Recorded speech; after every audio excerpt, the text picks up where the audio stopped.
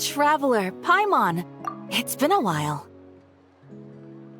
As it happens, there is a letter here for you. One moment. Here. A letter? From who?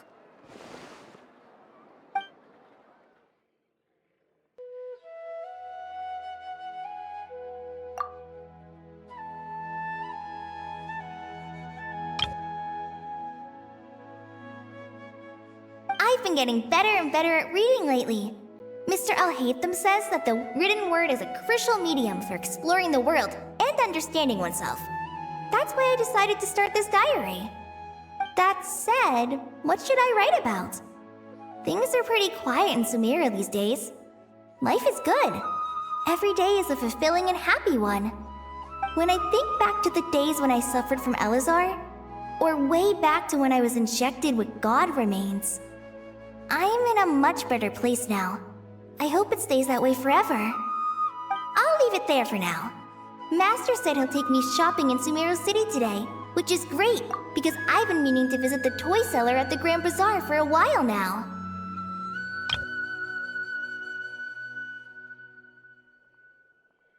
Kale, time to go. Yes, Master! Huh?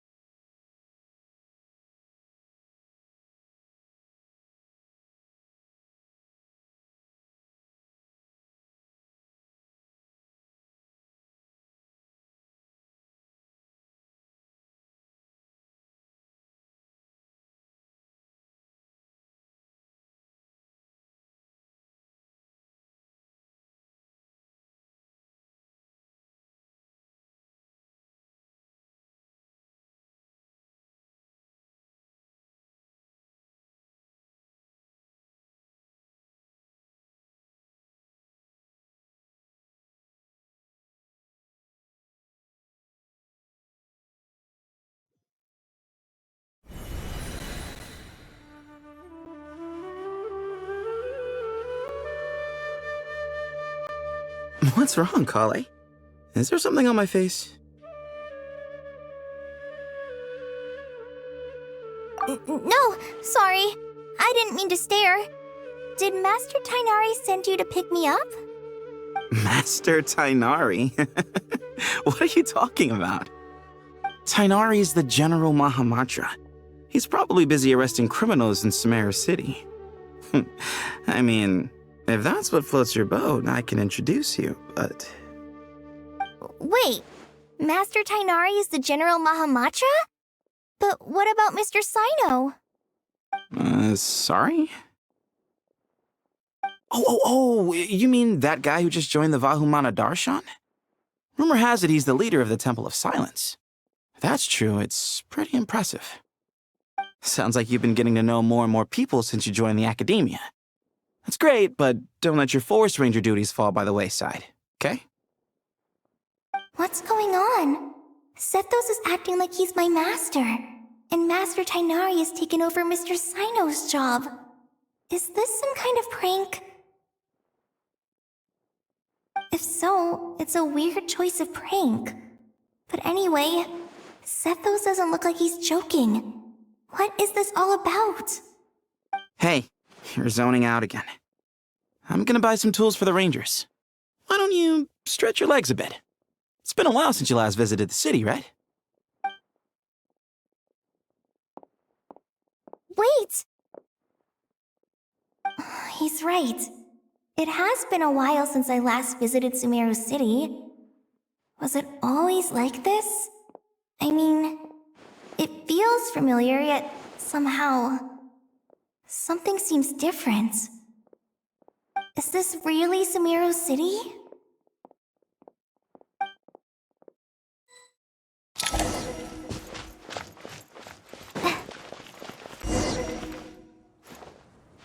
Did you see who just walked by?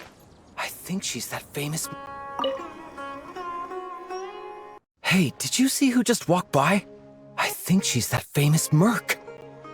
Yeah, it's gotta be her. That red hair gives her away. The Flame Mane. They say she can take down a dozen tough guys with just one hand.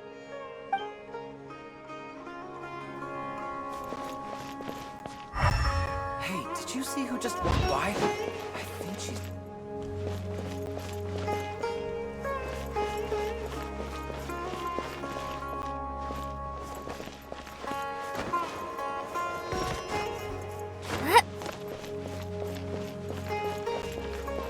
Would you like some fruit? Would you like some fruit?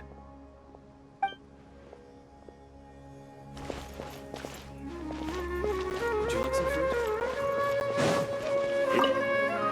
It takes courage to maintain a peaceful life, too. Hello, my name is Hussein.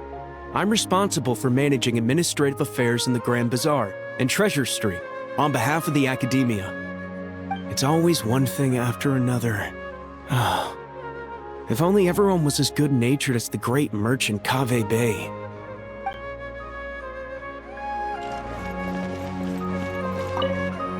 How will I ever save enough money to buy that custom-made axe with floral carvings from the blacksmith? To use as a weapon, of course. As Hussein's secretary, I must ensure his safety. Don't underestimate me just because I'm a homemaker. I used to be a mercenary in the Corps of 30. Peace is precious, but you must always be prepared for the worst.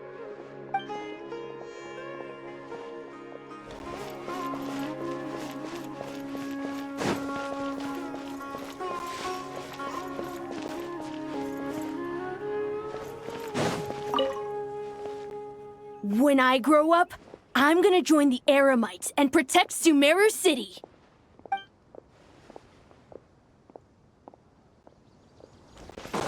It takes courage to maintain a peaceful life, too.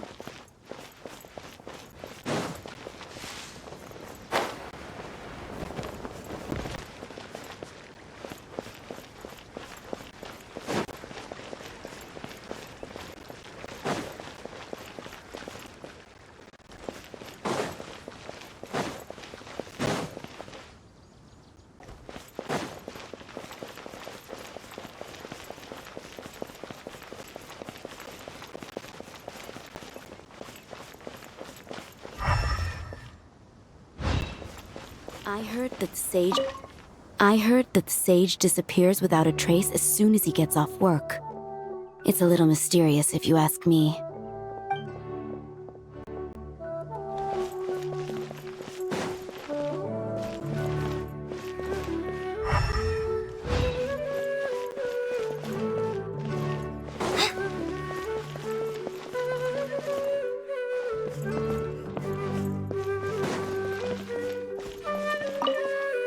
The Grand Sage always used to disappear the moment he got off work, but recently, for whatever reason, he's been seen sifting through records in the House of Dana late into the night. We asked him if there was anything unusual going on, but he answered us with a question of his own. Don't you find it strange that someone with my personality would willingly accept the position of Sage?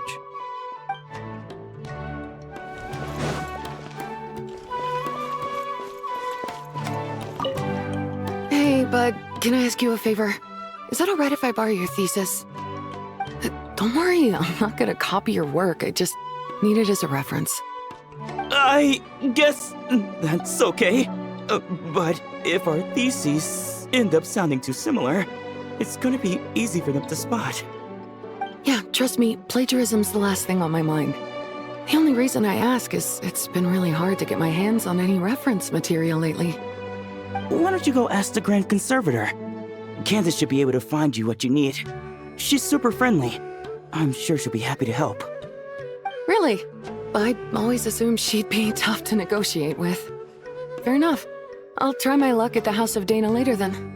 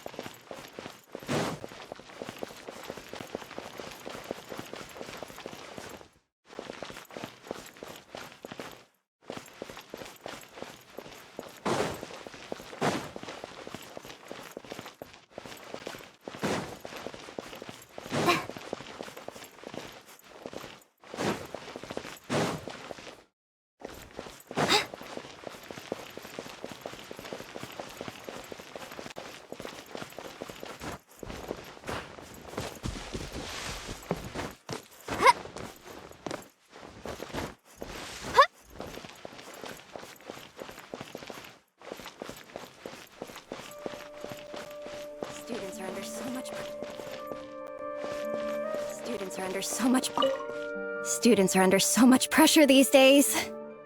Sometimes I just want to write their papers for them. Peculiar papers come to me for review every day. I really wish they were able to relax once in a while and not be constantly plagued by academic conundrums. It doesn't do a person any good to spend too long down the rabbit hole.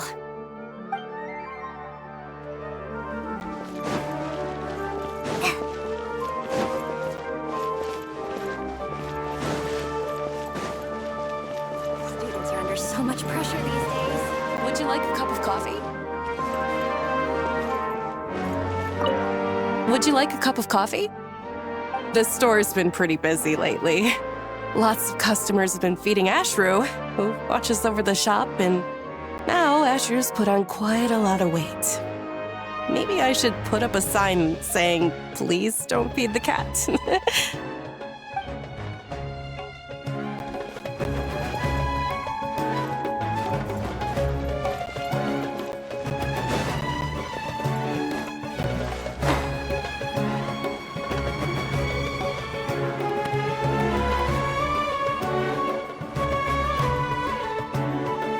Lord Kabe Bay, did you get a chance to review this month's accounts?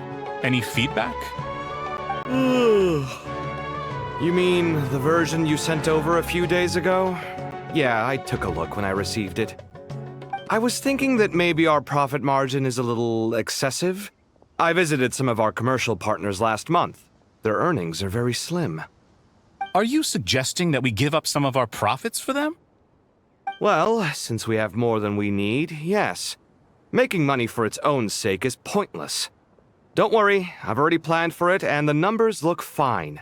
We can adjust the rates starting from next month.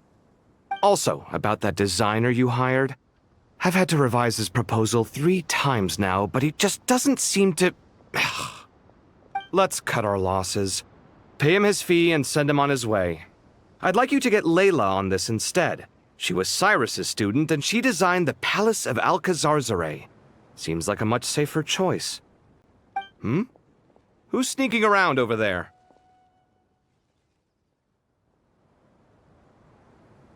Mr. Kave?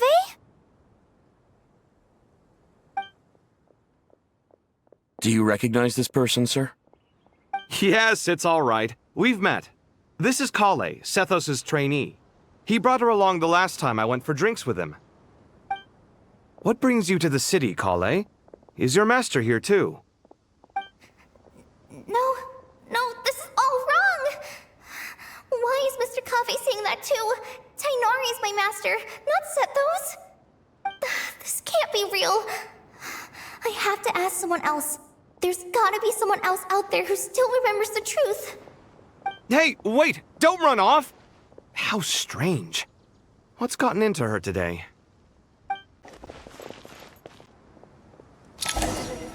It's like everyone switched places. I guess I'll keep looking around.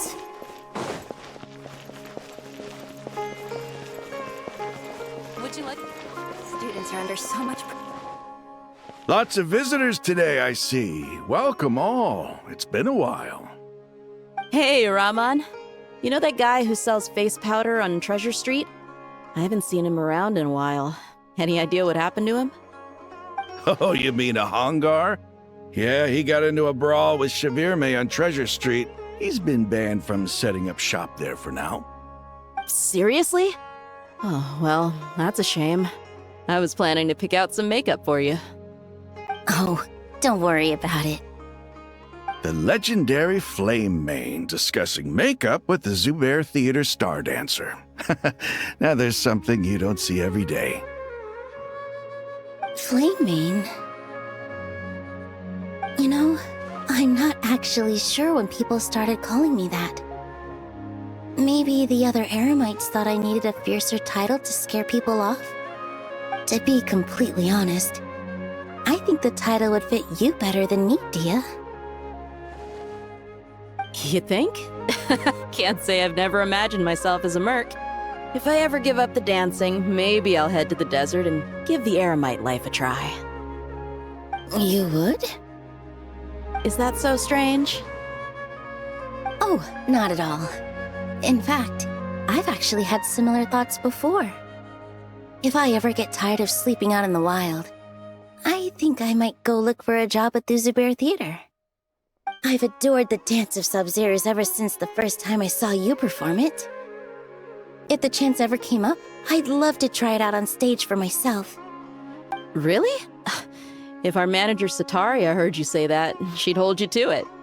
Probably grab you by the sleeve and never let you go again. Hey, when that day comes, I'll do your makeup myself. How's that sound? Sure. If the day comes, I'd be honored.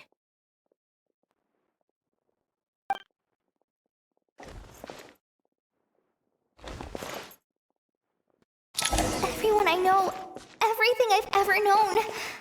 Suddenly it's all a jumbled mess. The question is, who's right? Them or me? Oh, my head feels so heavy. I can't think straight.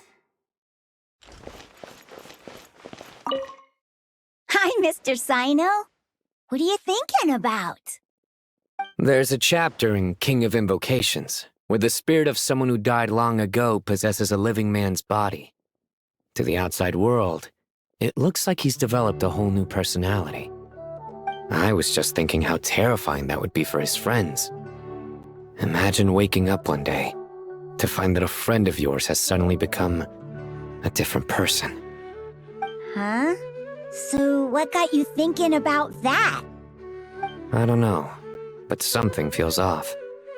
Everything looks fine on the surface, but can human perception really be trusted?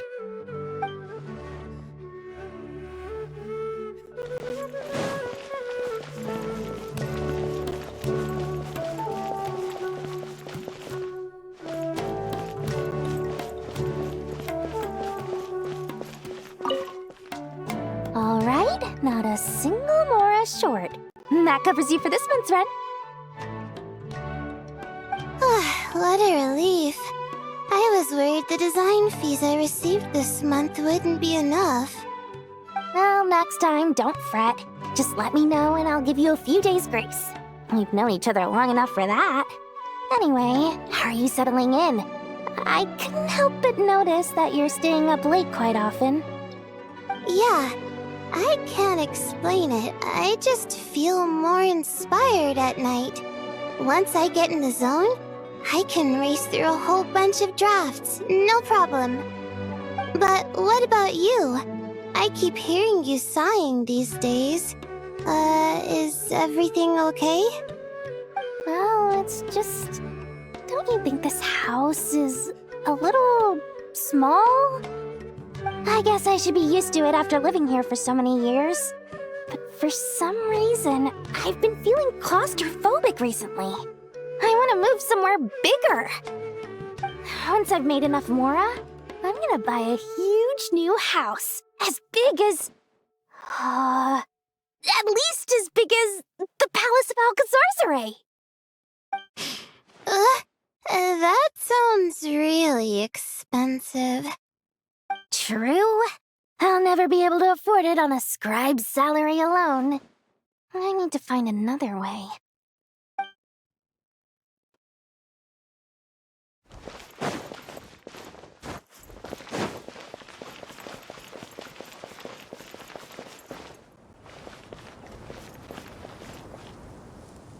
Mahamatra Tainari, we've apprehended the suspect. They say that the fool is prone to blind faith, but the wise man is not immune to it either. Suraj, do you have anything to say in your defense? Tainari, you were the one who turned the sages against me. Just a few words of caution from you was all it took to destroy my research. And now you're trying to stop me again? You should know that mechanical life is the future! We must cast aside our useless flesh and... That's enough. I'm not in the mood to listen to your lunacy. Anyone could tell you how amateur your work is. Karina, Ilias, put him somewhere safely out of the way. Yes, sir. Next on the agenda is... Master? What is it? Wait, did Professor Zahahati send you? She's been encouraging me to take on an apprentice. Might be getting a bit ahead of herself there, though. No, Master! It's me! Kale! Listen to me. Something really weird is going on in Sumeru City. It's like everyone's identities have switched around. You're not the General Mahamatra. You're a Forest Watcher. Just yesterday, we agreed to come to Sumeru City today to go shopping together, and... All right, there's no rush. Let's back up a little. Your name is Kale, correct? Although this is our first meeting, you do seem strangely familiar somehow. Is there anything I can help you with? No.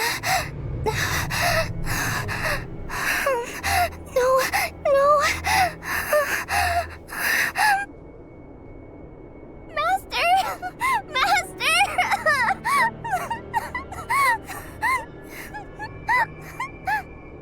What is it?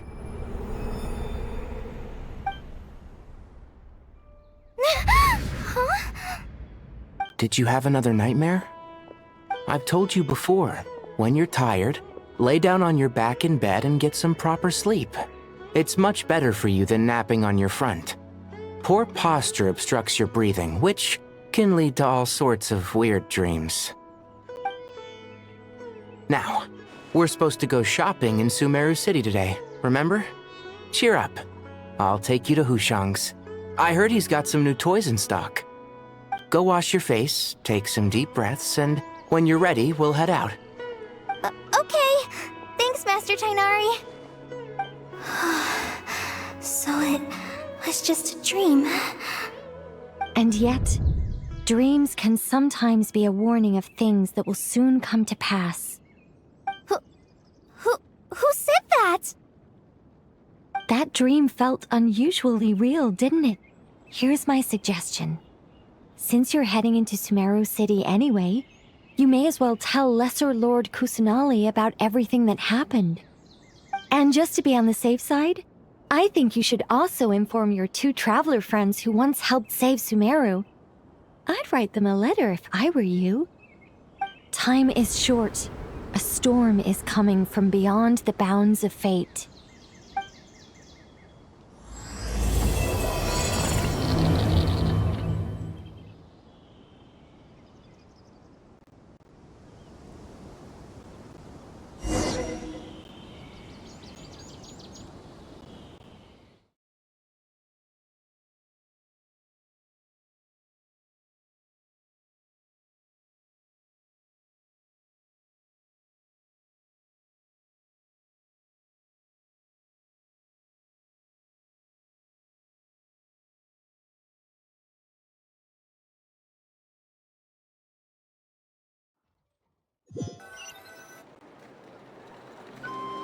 What a strange situation. No wonder Kali was in such a rush to write us a letter.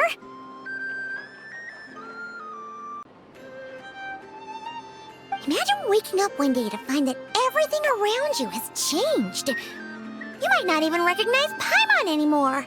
Whew, that's a scary thought. Let's get to Sumeru and find out what the heck is going on.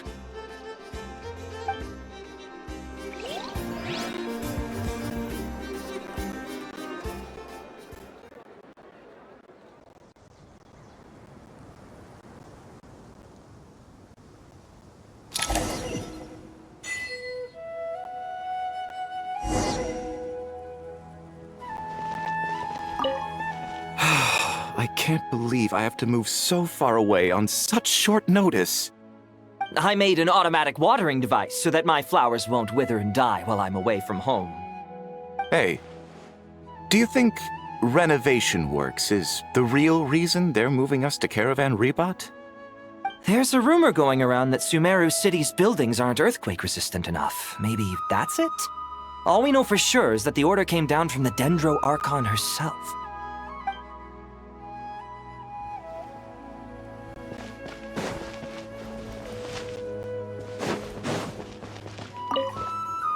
Thank you, Sage Balladuri. You really didn't have to stay with us to the end. Don't mention it. I'm your teacher. It's my job to look after my students. Is Panya doing okay? I think so. She just left the city with her mother. This will be her first trip away from home. She's handling it much better than I imagined. As her father, it's quite a relief. I just hope they have a smooth trip. Pack up your things. It's time we got going too.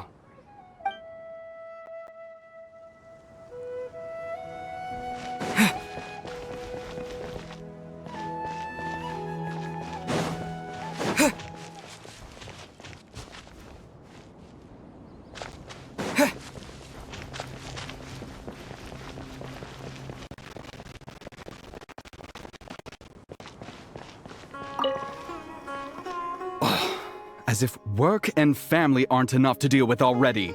Now they're telling us to move to Caravan Rebot because of renovations? Huh. I bet it's just some vanity project. I don't trust the Dendro Archon, nor any of the sages. Especially not that new Grand Sage, what's his name, Nephis? If you ask me, he's the worst of the bunch.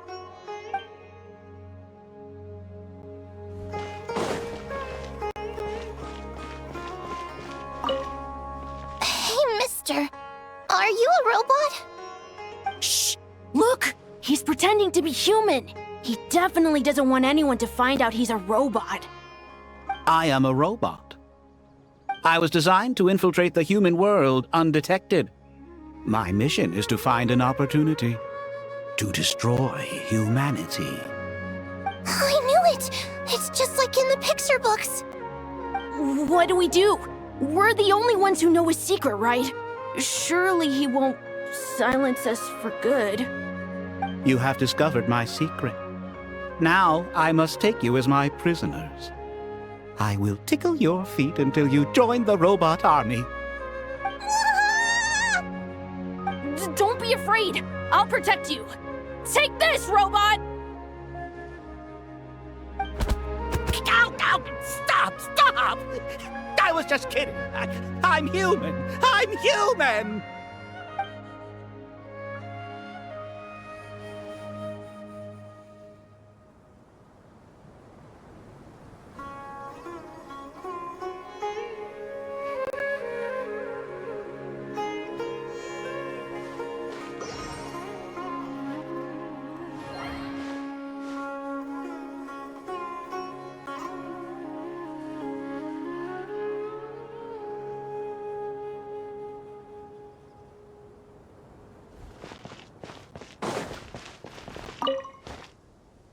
Hey, now's not a good time to visit Sumeru City. We're actually getting ready to move out ourselves.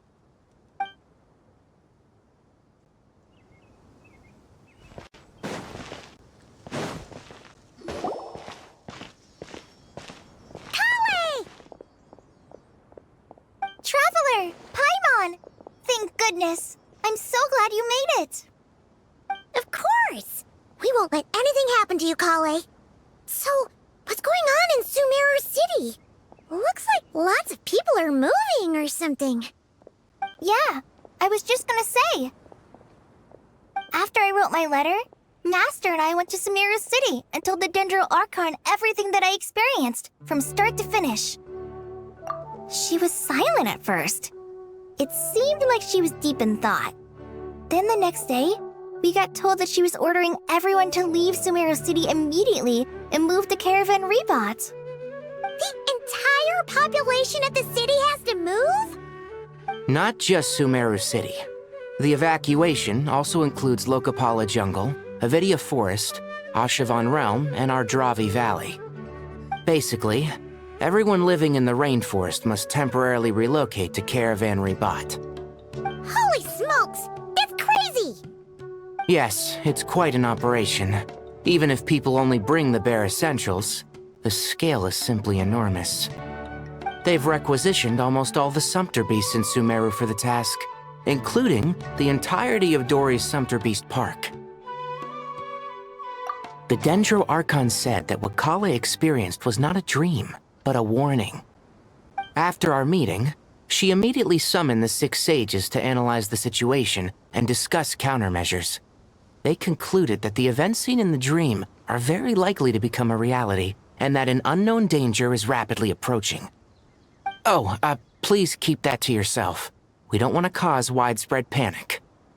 The official reason they've given is a large-scale renovation of the rainforest ecosystem.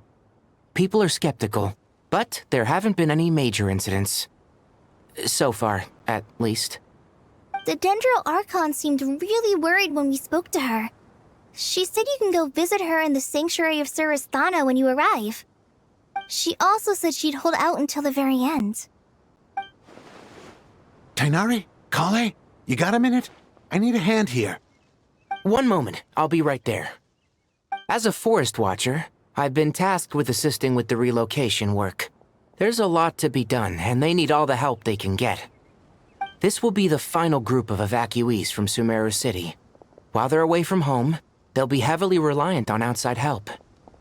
Thank you for coming in our time of need. As you can see, another crisis is upon us. Excuse me, sorry to trouble you, but could you help an old man find his medicine? It's buried somewhere in my luggage. Where's my mom? Where did she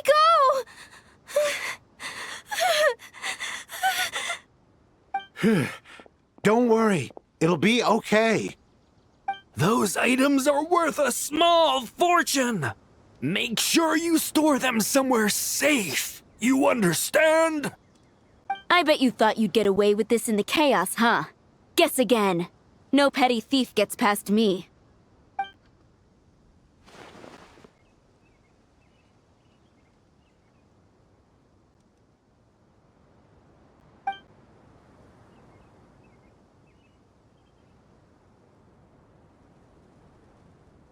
We should go help the evacuees. See you around. I'm so glad that you believed me and came all this way to help. It means a lot. Please stay safe. Don't worry. We may not know exactly what's going on yet, but as long as we stick together, we'll find a way through this. Goodbye! Look after yourselves! Will do. See ya!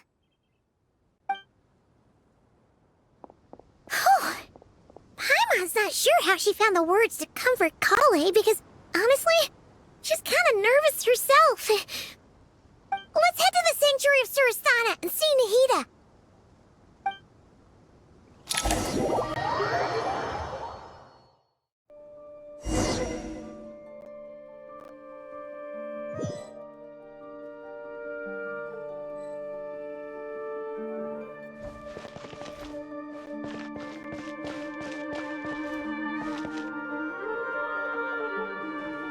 Who goes there? No unauthorized access to this place. By order of Mahamatra Sino. Are you blind? It's the Traveler and Paimon. Surely you've seen them before. Huh? Oh, so it is. I'm sorry, I haven't been sleeping well lately. My nerves are a little frayed. The Dendro Archon is in a very vulnerable state at the moment. Mahamatra Sino is concerned that our enemies might choose this moment to strike, so he's ordered us to strengthen our defenses. Just seeing you two again already puts our minds at ease. Please, enter. I'm sure everyone's expecting you.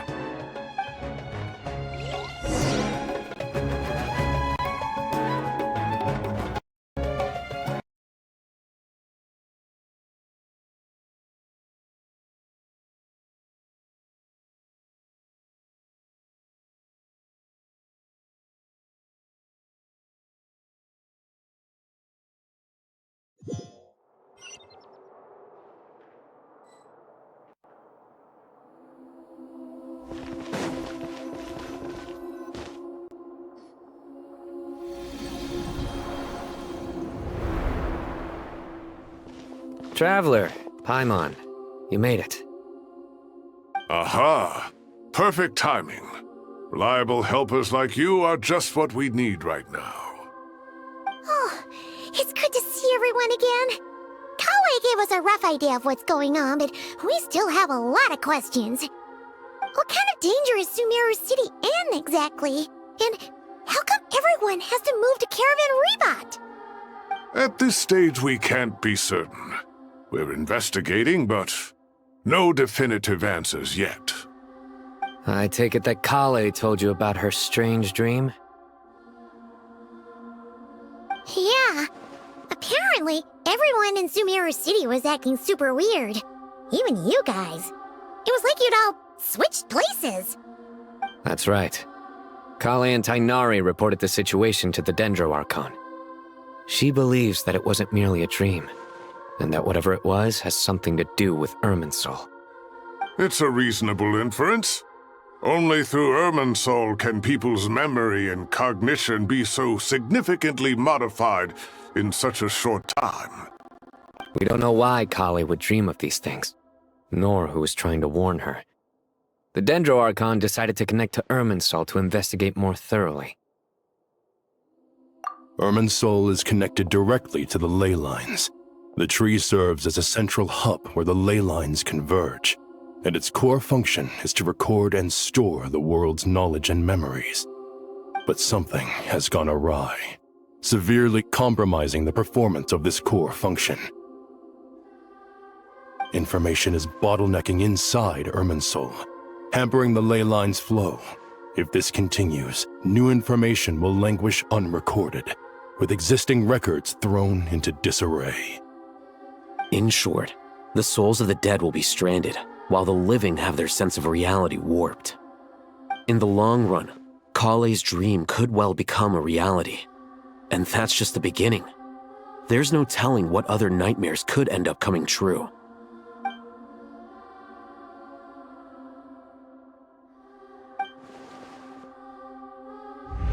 I have come this far, to use my death to open the gates of the ley lines to my people.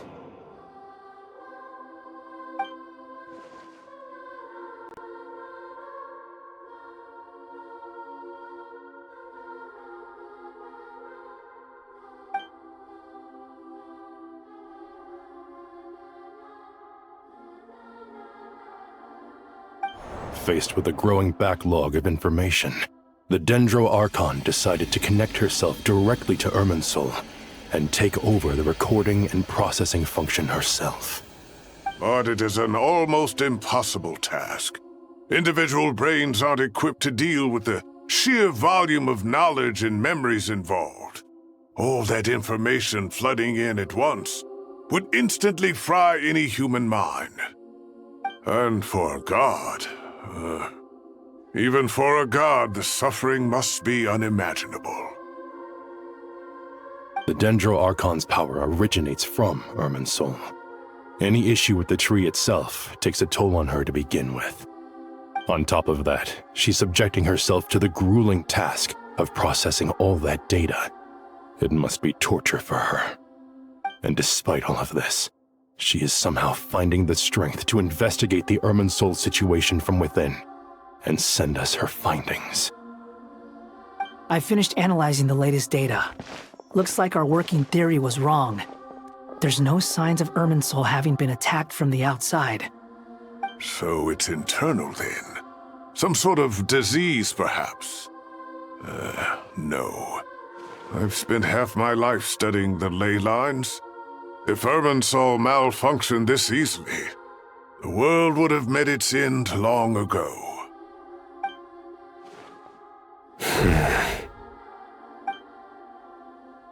Sino? What is it? Not long ago, I got a tip from the Corps of 30 that a large number of unidentified merchant caravans had recently been spotted entering Sumeru through Beta Harbor. At first, I suspected that they might have something to do with all this, so I sent some people to investigate. But if Irminsul wasn't attacked from the outside... Don't you think there are more important things to worry about right now than guessing who's behind all this? It's been over 12 hours with no new intel. If even the Keeper of Irminsul is this badly affected, you can imagine how bad things are in there.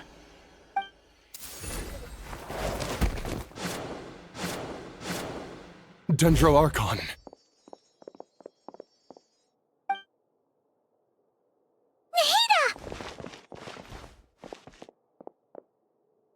What's wrong? Her breathing is weak, and her elemental energy levels are dangerously low. Looks like it's time to move to the backup plan. What's the backup plan? Get out of the city and take the Dendroarchon with us. The entrance to Irminsul is directly beneath the sanctuary of Surasthana. That means this is ground zero if anything goes wrong. The Dendroarchon has a very strong connection to Irminsul. But theoretically, this connection should grow weaker with distance. Under normal circumstances, she can unleash her full power here. But with Irminsul out of control, our first priority is to get her away from here. The situation is critical. There's no time to deliberate. Everyone in agreement? I'll deal with it. I'll also let the Matra and the Corps of 30 know to start evacuating.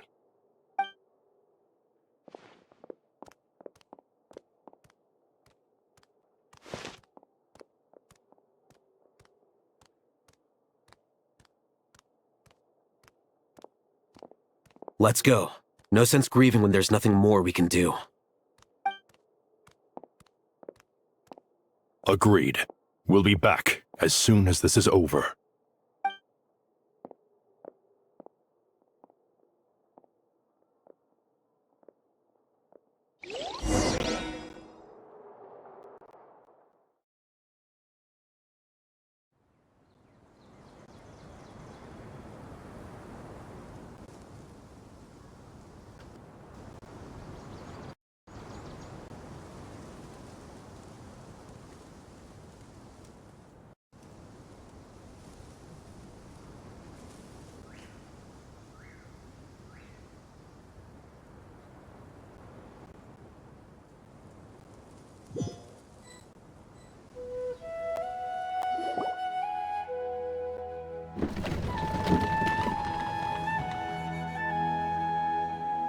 The last group of civilians has been safely evacuated. Dendroarchon's carriage will travel with them. Sino and Hat Guy will protect the convoy. With the Dendroarchon in a coma, we've lost our means of investigating the situation. And with Irminsul still deteriorating, we have no choice but to evacuate Zamero City. Feels as though we're being pushed along by an invisible hand. Stop moaning, Cyrus. We're the teachers here. We should be showing a little more confidence, don't you think? A wise judgment. Let's move out to Caravan Rebot.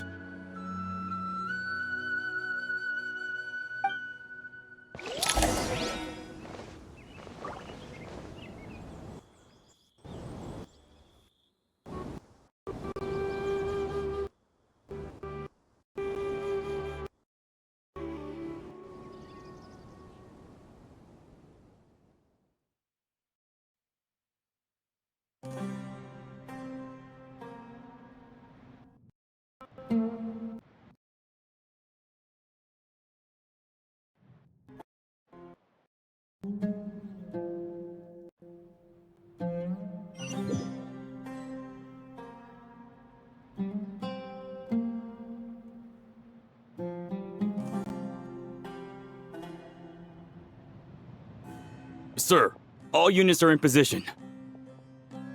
Good. Everything is going to plan. Interfering with Sumeru City is a necessary step, so do not hesitate. The Irminsul situation will not harm you. We need to speed things up here, too. We don't want to keep our client waiting, do we? No, sir. You have my word. Everything will be completed on schedule.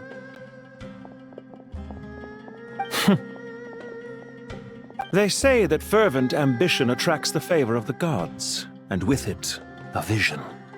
But we appear to be the exception. So, is our ambition not strong enough? Or does it threaten the very foundations of this world?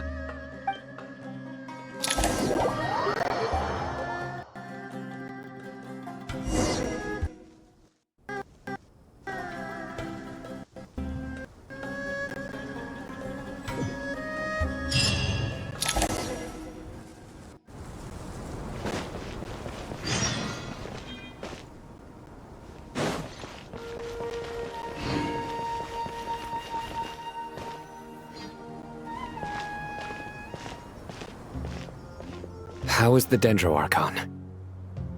Her breathing is steady. I prepared some therapeutic incense for her, but it hasn't had much effect. Her vitals are still very weak. Based on the information you've provided, I have a working hypothesis.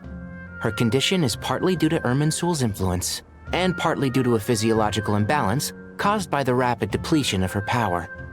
Elemental energy usually flows through the body at a relatively constant rate.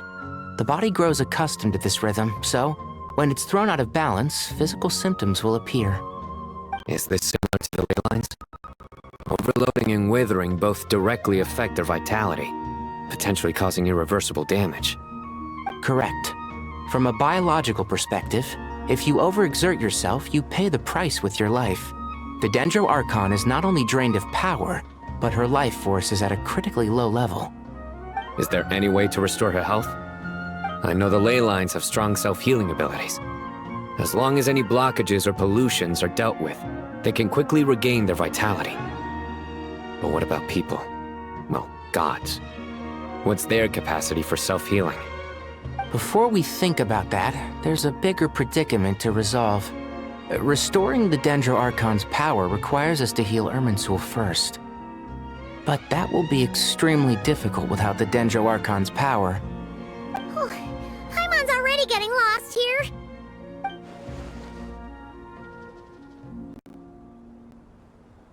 Master Tighnari and Sino look so serious. I've not heard Master speak in this tone for a long time. Tighnari.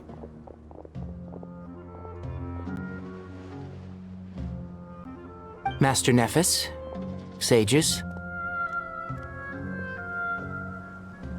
Tighnari, haven't seen you in ages. Have you gotten taller? Or did your ears get longer? Hopefully the former, Uncle Baladuri. Sino, where's Professor Cyrus? I thought he'd be with you. He went out into the wild to investigate the situation. He said that the Irminsul anomaly will likely start to affect the real world soon. He shouldn't be trotting around alone at his age. Which way did he go? I'll look for him later. Would someone mind introducing us? Ah yes, of course. Allow me to do the honors. I'm sure we're all familiar with the Traveler and Paimon. They're the heroes who helped foil Azar's conspiracy and save Sumeru. These gentlemen and I are the 6 current sages of the Academia. Balduri and I are part of the Old Guard, while the other 4 took office after Azar and his clique fell from power. We have Sage Elkindi of the Spantamad Darshan, Sage Farnas of Kasharawar, Ritaoist Sage Shakir, and finally Harabatot Sage Rusht. Nice to meet you all! I've heard much about you. Delighted to finally meet you in person. You're younger than I imagined for someone with the power to stand up to fate itself. Thank you for lending your aid to Sumeru once more. Once we're on the other side of this, could we get a photo together? My daughter has a friend named Isak. He's always talking about you two. Of course! No true hero would deny a child their wish. Back to business. So with the Dendroarchon currently in a coma, the people have taken temporary refuge at Caravan Rebot, but they cannot stay here forever. We need to come up with a plan as soon as possible. Farnas, any thoughts? Well, firstly, having reviewed the data, I'm inclined to agree with your assessment. This doesn't look like an attack on Irminsul from the outside. Rather, it resembles a malfunctioning machine. Calculations going haywire and sparks flying. That being said, before we consider how to fix it, we need to understand precisely what has gone wrong. Furthermore, we somehow need to ascertain this without relying on the Dendroarchon's power. We have no direct access to Irminsul. However, we might be able to gather the information we need from the ley lines. Study the branches to learn about the trunk, in other words. Wait, is that what Cyrus is up to? No wonder he ran off to research in the wild. Curse is always one step ahead of me, isn't he? I heard that while in the sanctuary of Surasthana, the Dendro Archon had to serve as the central information hub herself. This is a clear sign the situation within Irminsul might be far worse than we can imagine. Irminsul is vital not just to the safety of Sumeru, but to all of Teyvat. We must be the ones to bear responsibility for this world.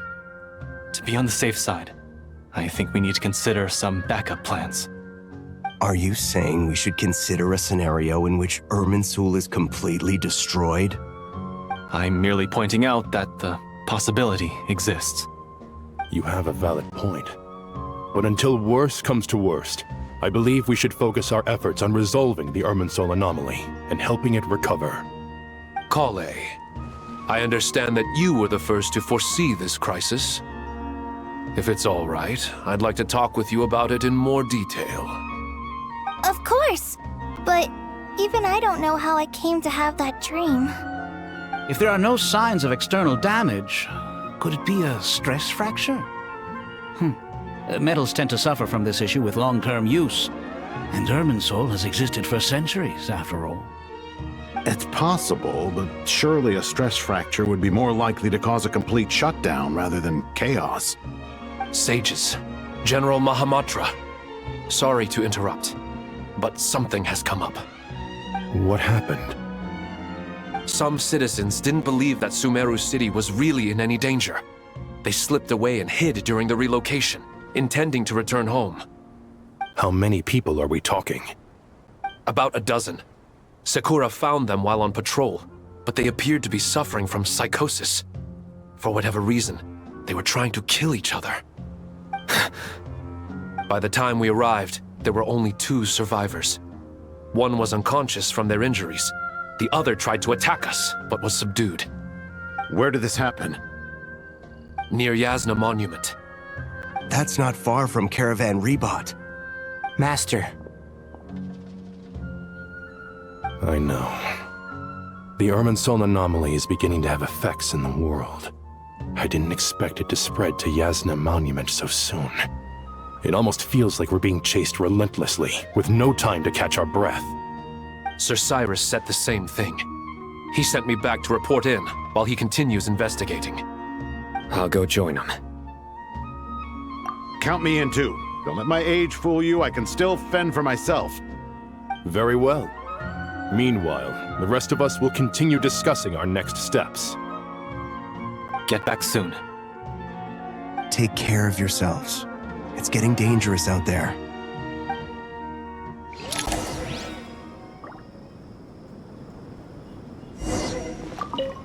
Don't be nervous, Kale. I just wanted to ask, have you ever had similar dreams to this one before? Similar how? Dreams so vivid, they seem real. Filled with strange or dangerous things that you cannot explain. Let me think. There was one time, I don't remember it very clearly, but I saw fire. Fire? Yeah. I wish I could give you more details, but all I remember is fire everywhere. From the sky to the ground, everything was burning. The heat was unbearable, and ashes were blowing in the wind. I doubt this dream was a mere coincidence. Perhaps it was some kind of prophecy? And yet, you've never studied astrology. I'm at a loss to explain it.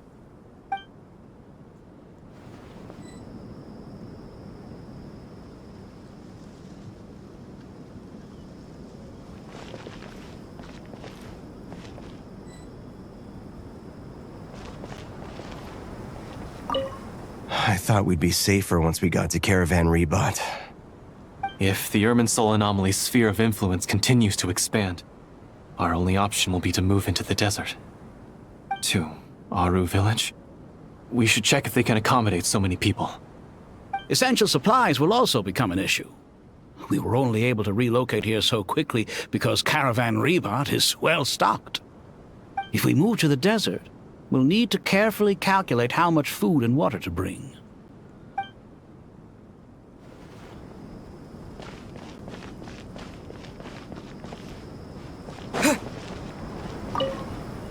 Thank you for everything, Tainari. Don't worry about me. I'm fine.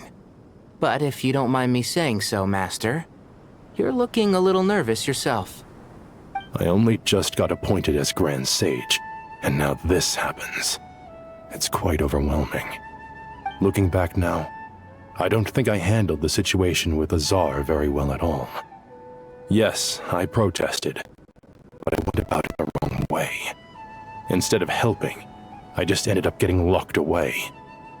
Now that I'm the Grand Sage, I have to be responsible for everyone's lives, including the dozen or so who fled to Yasna Monument. I can't help but blame myself for their deaths. It's only natural that you want to do the best job you can, but Master, we both know perfection is impossible. You're right. We may well be heading into the desert before long. Feeling up to it? We left in such a hurry that I didn't bring any sun lotion, but I'm sure I can make some from local ingredients here. That was a big part of my graduation thesis, after all. Still remember? Of course, like it was yesterday. I remember asking you if you'd like to stay and teach, but you turned me down without a moment's consideration. Anyone else would fight tooth and nail for the chance to research by my side, but you couldn't get out the door fast enough. Weren't you afraid I'd hold up your thesis and stop you from graduating? If you'd pulled a move like that, I would have reported you to the Matra right away. You wouldn't give me a second chance? What about the bond between mentor and student? No, Master. I would not sit by and watch you go astray. Very good. Then I taught you well.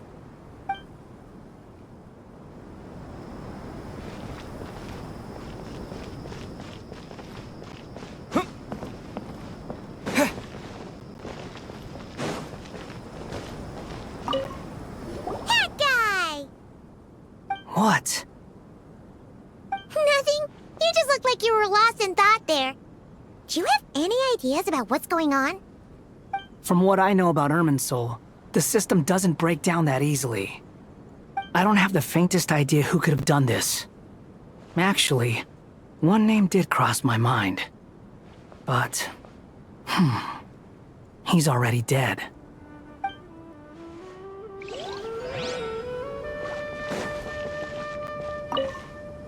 So, can I assume that this period of time away won't count as part of the rental period? Maybe we should deduct it from next month's payment. Sure. Great! Wait, why are you suddenly being so reasonable? What's the catch? I'm always reasonable with rental payments. Like the time I refused to let you use that wine you brought home as collateral. That was a perfectly fair request, and you know it! Everyone runs low on funds now and then, don't they? And that bottle of wine wasn't cheap. You ought to be thanking me. Anyway, Sumeru City should be empty by now, right? With no one at home, I've been worried about security. I'm worried about burglars. What would they steal? That new scroll you bought? Ah! I'd almost forgotten about that. Oh, I only went and hung it up in the most conspicuous spot in the house. If anyone breaks in, it'll be the first thing they see. Well, no one but you gave it a second look while it was on display in the shop. I doubt anyone would go out of their way to steal it. You say that, but what if there's a thief out there who shares my aesthetic tastes? Then you can only hope he shares your taste in expensive wine as well. Always worth having some collateral. You!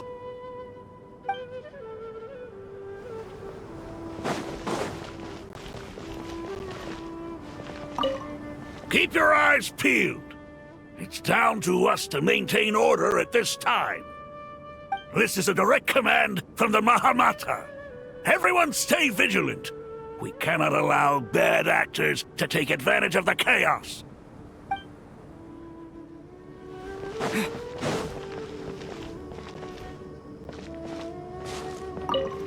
Take this medicine and get some rest. Long journeys are fatiguing at the best of times, and it's taken a toll on your health. Please focus on recovering for the next couple of days. Got it. Thank you.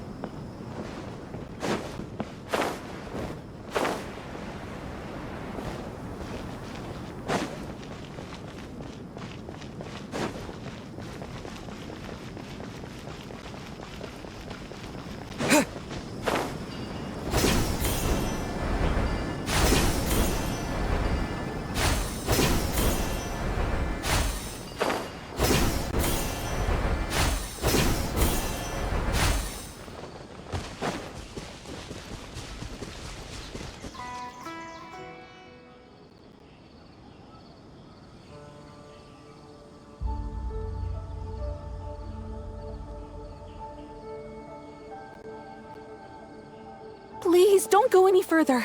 As you get closer to Sumeru City, there's no knowing what dangers you might encounter. So this is our mentally disturbed man?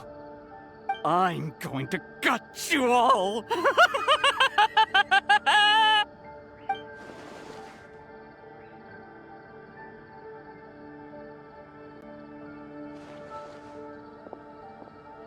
Cyrus, you didn't even bring a single guard? Do you think you're some sort of warrior? It's fine. Come here and look at this. Oh, it's... That's right. Flowers that bloom from openings in the ley lines, indicating some sort of anomaly. I don't believe I've ever seen a color like this before. Did you discover it nearby? Not just here. Way over there, too. They're everywhere. There's even more in that direction. How did you ascertain the situation further ahead? Didn't you just say that we can't go beyond this point? Yes. This area is relatively safe so far, but if you continue forward, delusions will start afflicting your mind. However, some vision-bearing mercenaries were able to maintain their sanity a little better. They're the ones who brought back news from further afield. Sino, do you remember the class I taught on dissecting ley line blossoms? I do, Professor. I received full marks in that course. Good. After all these years, it's time to put that knowledge into practice. There must be anomalous information hidden within these blossoms. Alkindi, I'll need your help as well. Been a while since we worked on a project together, hasn't it? Sure has. Well, what are we waiting for? Let's get to work. Anything we can do to help?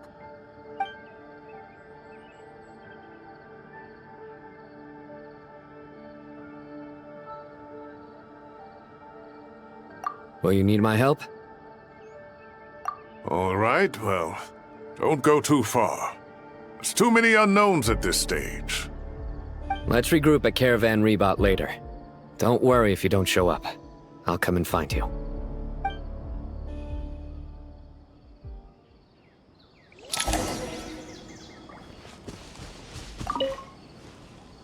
All right, well, don't go... Let's regroup at Caravan Rebot.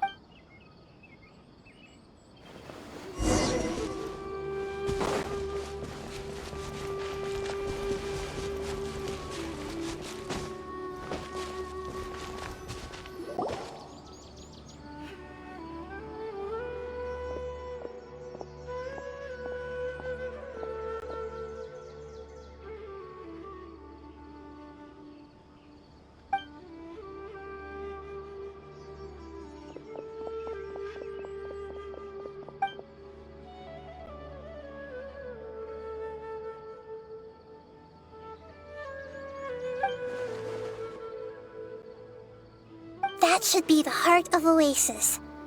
All we need to do is light it with the fire seed, and it'll restore a pep with elemental power. The damage it suffered internally will also slowly begin to heal.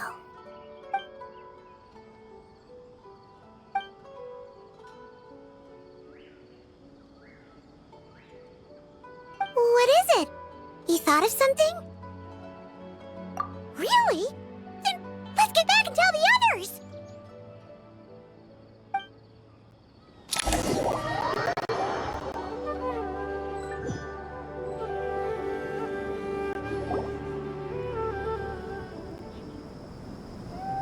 Whew. Glad to see you've returned safe and sound. Any longer and we would have gone out looking for you. Well, this is a nice surprise. Paimon sure feels better with everyone we know here. We've made some progress, so let's start by giving you and Paimon a quick update. By dissecting the ley line's blossoms, we've been able to deduce that although Irminsul is experiencing an anomaly, it has not completely rejected access from the outside. The Dendro Archon has the power to connect to Irminsul, but there's also another way. I assume you recall the devices everyone was wearing when you first arrived in Sumeru? Devices? You mean... The Akasha terminals? That's right. Of course! It's been so long, Paimon almost forgot all about the Akasha. Wasn't it shut down, though? Yes, but although the system isn't currently operational, the technological infrastructure is all still there. And it turns out that a certain someone gets so bored at work that he's actually read through every single one of the instruction manuals. No prizes for guessing who that was. If praising others is that embarrassing for you, you can simply spare yourself the ordeal. As much as it pains me to say anything nice about him, there's no denying his intelligence. He rarely forgets anything he's read. The Akasha is exactly what Sumeru needs at this moment. Between us, we should have all the knowledge and expertise we need to get it up and running again. But if I recall correctly, doesn't the Akasha need a Gnosis to function? That's exactly right. The Akasha relies on the Gnosis as a power source, and in its absence, we'll need to find an alternative. To tackle this problem, it looks like we'll be relocating once again. Namely, to the Temple of Silence. Ring any bells? It's the only major institution in Sumeru dedicated to preserving the knowledge of King Deshret's civilization. You might find the answers you're looking for hiding there. I agree. There's a good chance. Master Nephis and the other sages have discussed it. As the chaos from Irminsul continues to spread, Caravan Rebot won't be a safe haven for much longer. We have to move into the desert next. The scholars and sages will head to the Temple of Silence, while the civilian population seeks refuge in Aru village. The Eremites will keep everyone safe during the journey, and Candace will be there to receive us at the village. This leaves us just one thing to worry about. That Dendro Archon. She's very weak. We can't afford to wait until Irminsul is fixed. There has to be another way to help her. Huh. Well, luckily, the Traveler had a eureka moment while we were out investigating. Really? Wow, nice one, Traveler. Let's hear it. What say our Amorta experts? Theoretically, it's feasible. From what you're saying, although elemental life and elemental energy have their differences, the Dendro Archon has explicitly stated that she can imitate the power of the former. In which case, as long as Apep is willing, she should be able to convert her own power into a form that the Archon can use. It wouldn't be difficult for her at all. The only problem is convincing her to help. Yeah! Even though she wasn't exactly friendly the last time we met, she didn't refuse to talk with us. When she realizes the danger that Nahida is in, surely she won't turn a blind eye to it. Well, hopefully not. Either way, we're not exactly spoiled for choice here. Hey, it's better than having no options at all. I agree.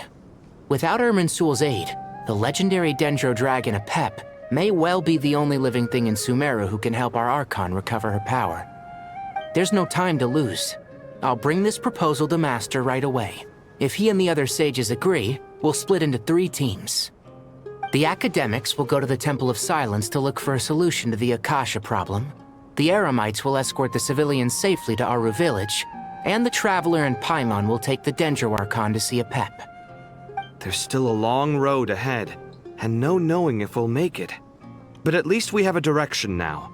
I'll take it over floundering around in confusion. If there are no objections, then let's proceed. But before we adjourn, I would like to leave you all with some parting words. No matter the distance between us, there will always be an invisible force tying us together. May the bonds forged in the past shine bright like stars and open a new path before our feet. Huh. Is that from King of Invocations? No. This one's from King of Invocations, the sequel. What's the difference? The sequel's much cooler. Couldn't agree more. Well, it was very apropos. Once this is all over, I'll give everyone a copy of King of Invocations and the sequel to show my gratitude. Come on, let's get moving.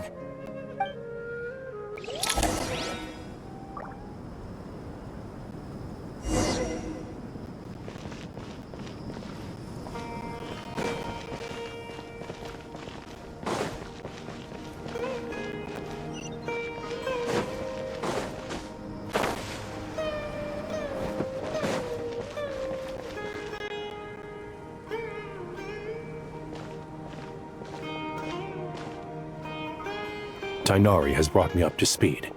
I approve of your plan of action. But we can't proceed with everything right away. The people need to rest.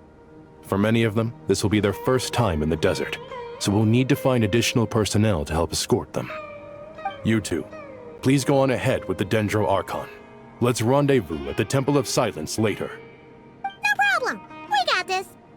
Words can't express my gratitude, so let me just say, I hope everything goes smoothly for all of us. Goodbye for now. All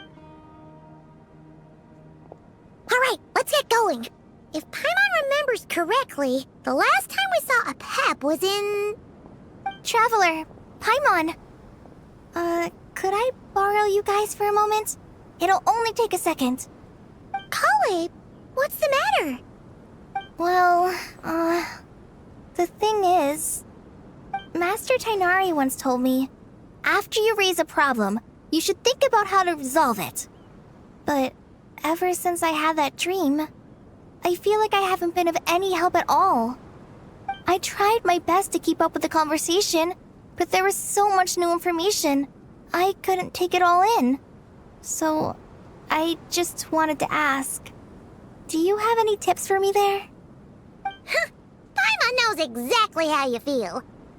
But fear not, everything you need to know is right here in Paimon's notes. Sumeru chapter! It's got tons of info about all the things we've seen and heard on our adventures. Some parts are a little simplified, but hopefully it all makes sense. You see? Being the greatest guide in Tibet isn't just a fancy title. It takes a lot of hard work. Paimon doesn't always understand the things you're talking about with other people. Whenever that happens, she notes down the confusing parts and goes over them in her own time. This is perfect. Could I borrow it? Sure. Matter of fact, you can keep it if you want. Paimon has another copy. The spare copy was originally meant for the traveler. Paimon used to worry that one day he might not need a guide anymore, so she wanted to have a gift for him, in case we ever parted ways. But it doesn't seem so necessary nowadays. We have so many more places to see together. One copy will be enough for both of us. Thank you so much. But still, these are your treasured memories. I think I'll make my own copy and then return the original to you. Anyway, that was all. I won't keep you any longer. Have a safe trip. See you again soon. See ya! Alright, time to bring Nahida to see a Pep. Let's hope that old grouch is in a negotiating mood.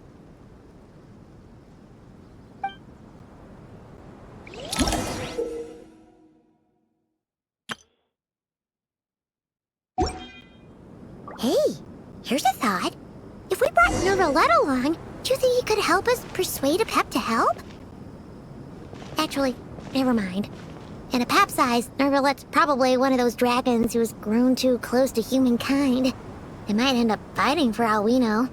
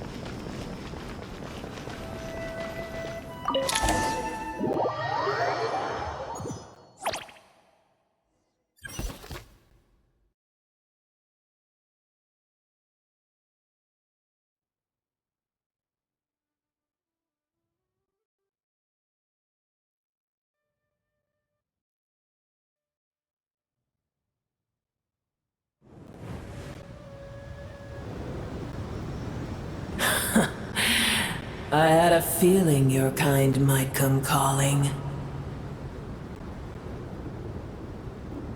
The ley lines are in disarray. Something has gone wrong with Irminsul, yes.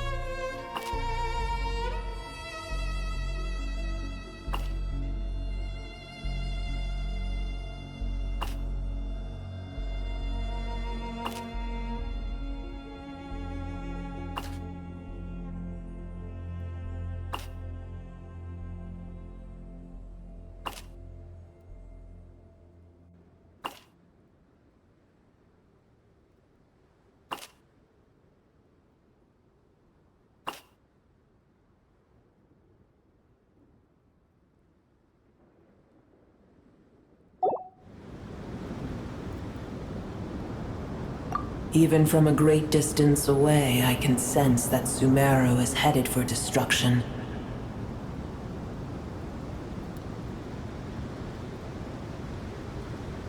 You who took our home from us, prepare to watch as your own world is plunged into oblivion. Oh, how the cycle of history comes to a poetic conclusion. This isn't a joke, Apep! Nahida's in grave danger! Can you please help her? Is she now? Then do explain. For what reason should I lend Booer my assistance? Apep, if you truly despise gods and humans so much, well, after the great humiliation of being helped by a god in the past, shouldn't you be jumping at this chance to balance the scales? Now that is a compelling reason. When El Ahmar plotted against me and I was tortured by forbidden knowledge, it was Booer who saved me from agony. And though I regard with shame the pity of my enemies, to receive aid without repaying it would likewise tarnish a dragon's dignity. Oh, tiny Booer, puny humans.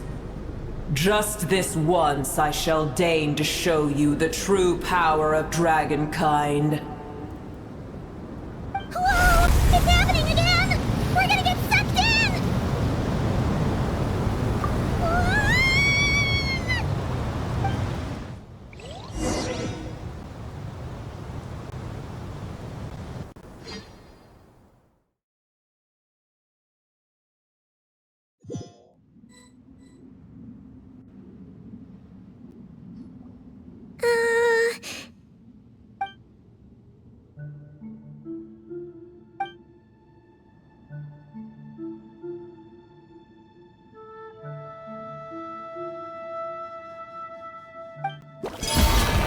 It is done.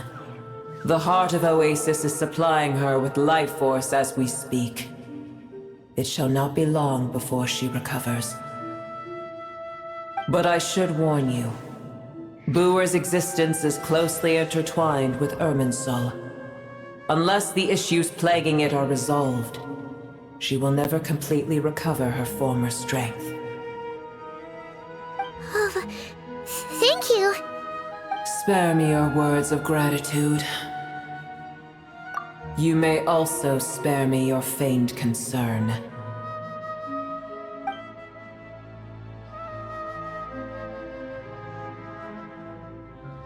A dragon's sovereign's power is far greater than you can imagine. While I was indeed weakened when the heart of Oasis ran dry, providing Tiny Boer with a morsel of my life force shall have little consequence for me. Oh, good to hear.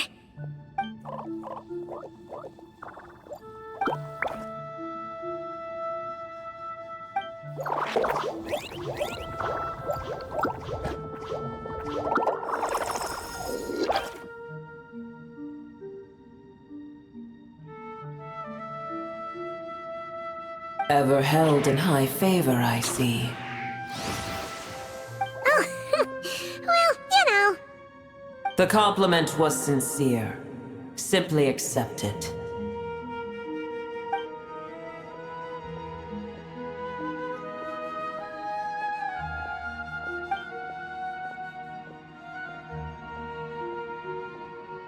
I did once. That tree was not planted by the heavenly principles. Irminsul existed before they ever arrived in Teyvat. What? There was a time when it belonged to Teyvat, to dragonkind. Its appearance and function then differed greatly from today. The ley lines flowed with an abundance of a familiar, primitive form of elemental energy. You may know it as the power of the Light Realm. The heavenly principles usurped and refashioned Irminsul, made it serve humanity, and used it to anchor the fate of the world. Yet in the end, humanity has failed to protect it. Heavenly principles, God of gods. It makes me sick. The enmity between your kind and mine can never be bridged. As things stand today, holding a grudge against you would serve no purpose. But there will come a day when we reclaim this world for ourselves. The opportunity will arise no matter how long we must wait. I can already sense that far away from here, the Hydro Dragon has wrested his authority from the hands of the usurpers. Though we have yet to meet, I know that we are both preparing for our revenge day and night. Uh-huh.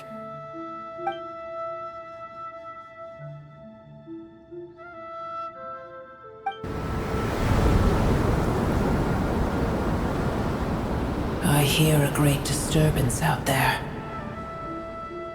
Huh? What is it? Sandstorms come. The Jinn. I see. Another calamity approaches. You both seem restless. Let us part ways here. Boer is safe with me. Once she has recovered, I shall return her to your side. Oh, thanks again. Take care, alright? I told you already I have no need of your feigned concern.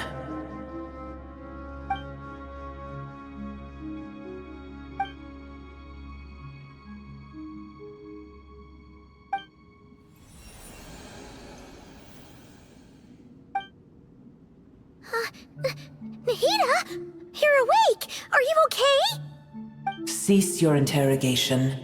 Yes, she awoke for a brief moment, but she has now lost consciousness again. Take it. We shall talk more at another time.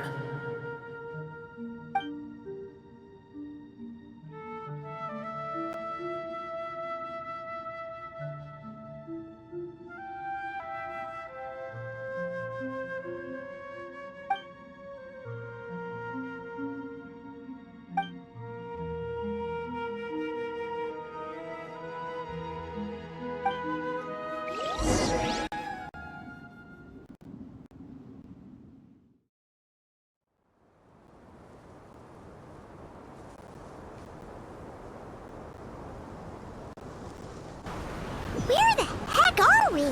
Did you just dump us in the middle of nowhere? Wait. No. Paimon remembers now. The Temple of Silence is over that way. Come on, let's go find the others!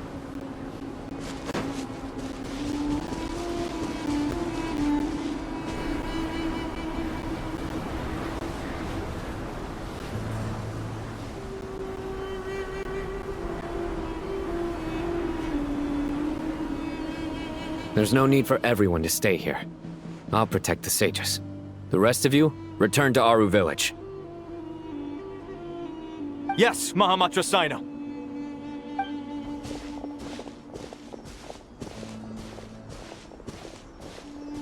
Sino! What's going on? You're back. How is the Dendro Archon?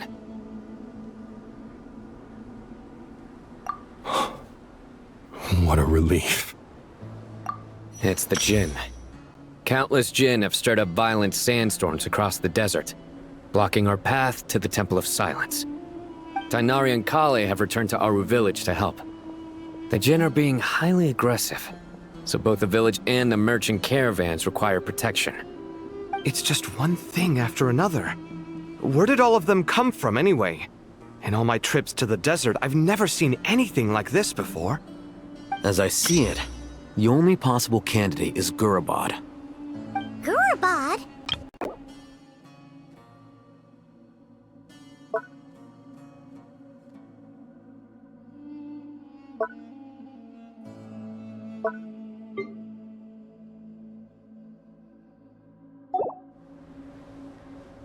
Baladuri could explain in more detail if he were here. All I know is a rumor I've heard about from previous trips to the desert. Supposedly, a great number of dormant Jinn lie sealed beneath that city.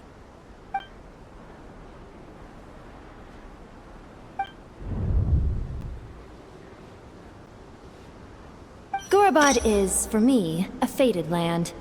I must therefore return back to this city, where my destiny awaits me still.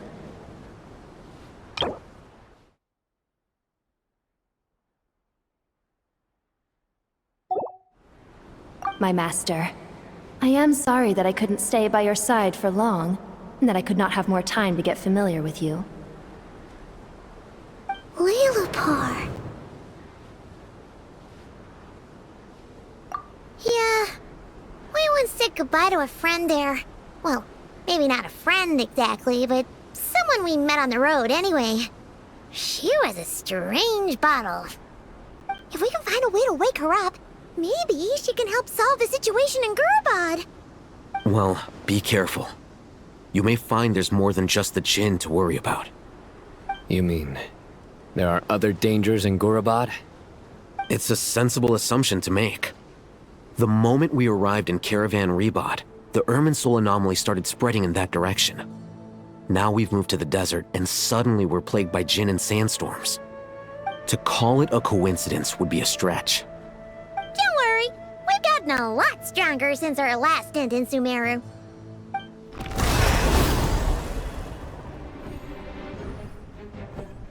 Ah! When did they show up? It appears the monsters native to the desert have been stirred by the Jinn's activity.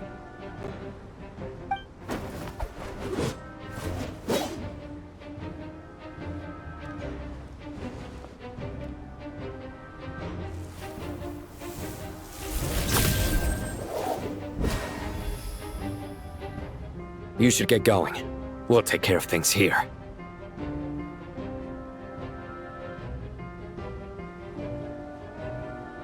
You too. Don't do anything too risky. You got it?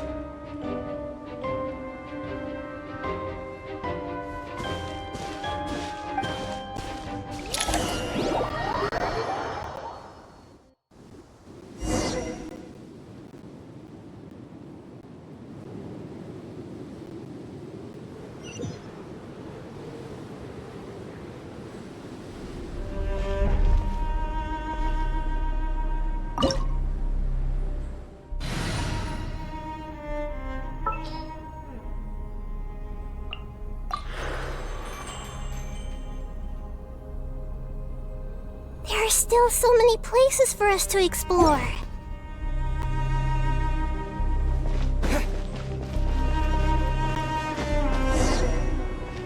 The Jinn are swarming out of Gurabad! right!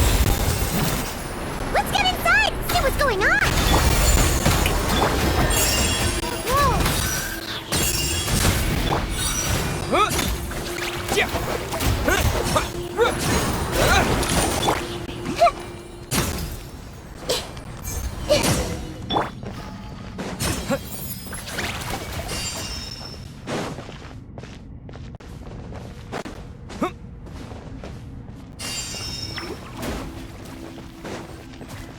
They just keep coming! How many of these things are there?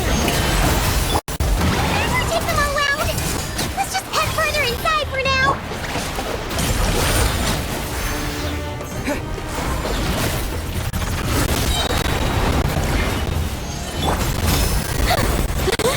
Such defiance.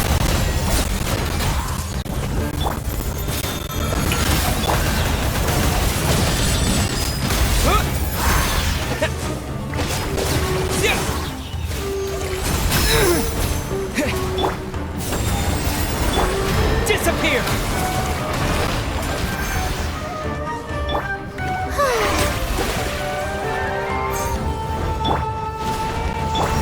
Hey! Shower me with...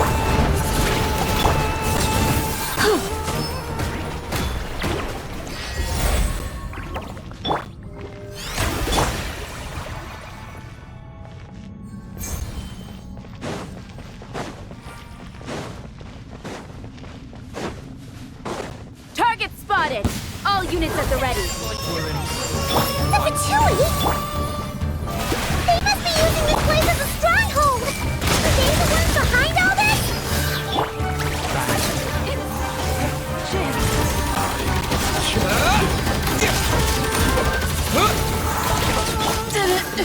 Take too long. I think not. Strike! Fighting Jin with one hand and Patui with the other? This is pure chaos!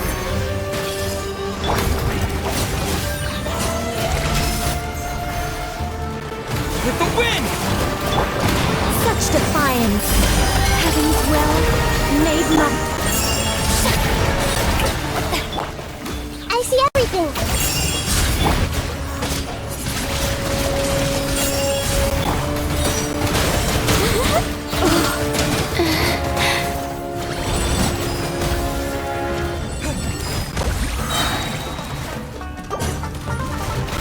Disappear! Shower me with threat! Everyone hold hands! Begone.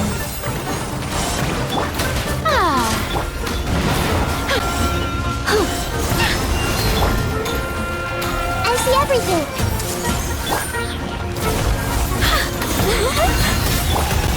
Sharing my knowledge! Yoo-hoo! Such defiance. Our little secret.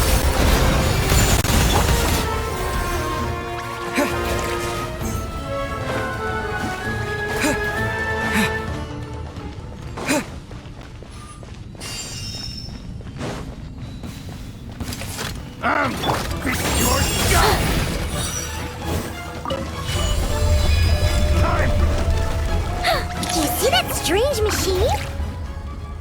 Paimon has a sneaking suspicion that that's the thing wrecking Gurubad and setting all those dangerous Jin free!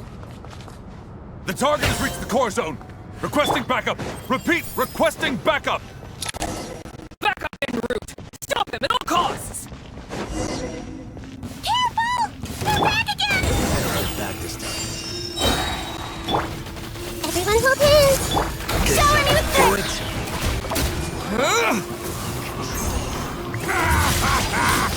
Windblade! Heaven's will made mine. Such defiance. Nice one, Traveler! Let's keep going!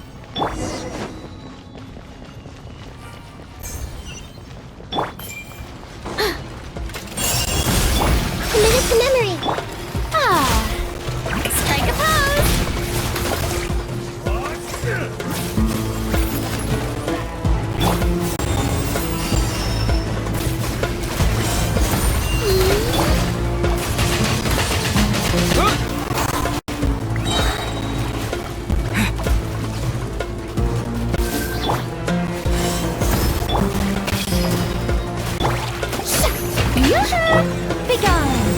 Jim's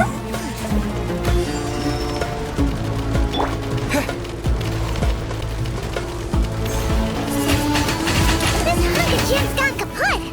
Now we can finally...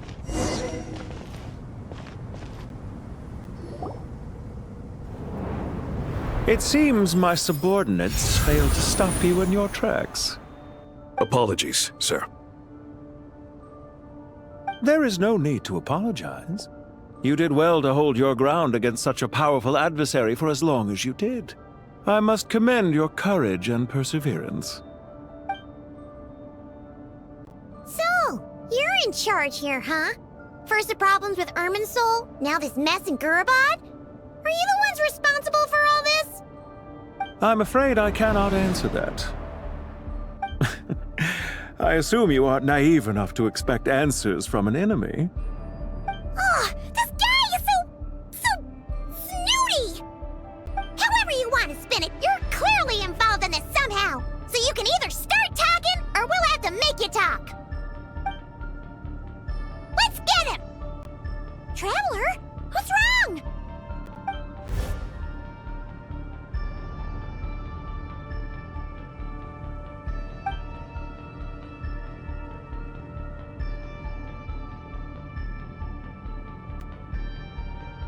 You're remarkably calm. Some would act more rashly upon finding the ringleader all alone. But you keep your cool. Even as your enemy, I must applaud you. Did you show yourself just to say that? Is this you trying to take back control of the conversation? Unfortunately, I really don't have anything to say to you. I am here merely to indulge my own curiosity. Your names are well known among the Fatui. Naturally, I wanted to observe you up close while I had the chance. Hey! Don't treat us like we're some kind of exotic animals in a zoo!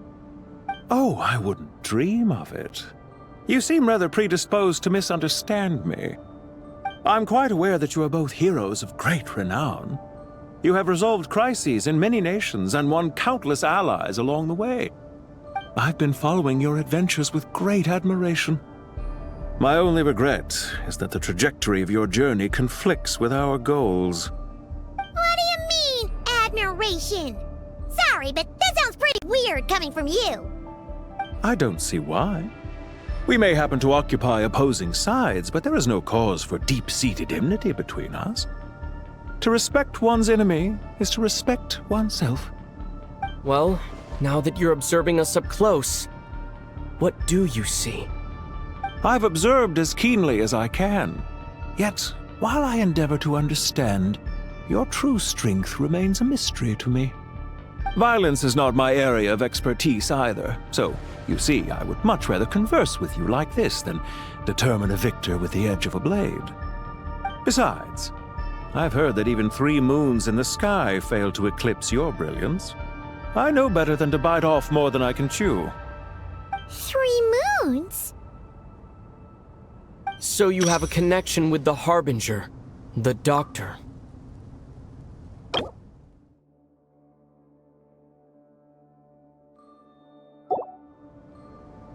Well deduced.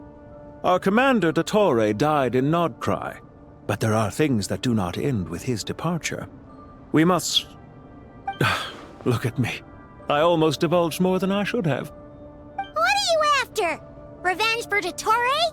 Or are you plotting something else? I've said quite enough, I believe. There's no point in continuing this conversation, except to say, I've noticed that you seem to know your way around here quite well.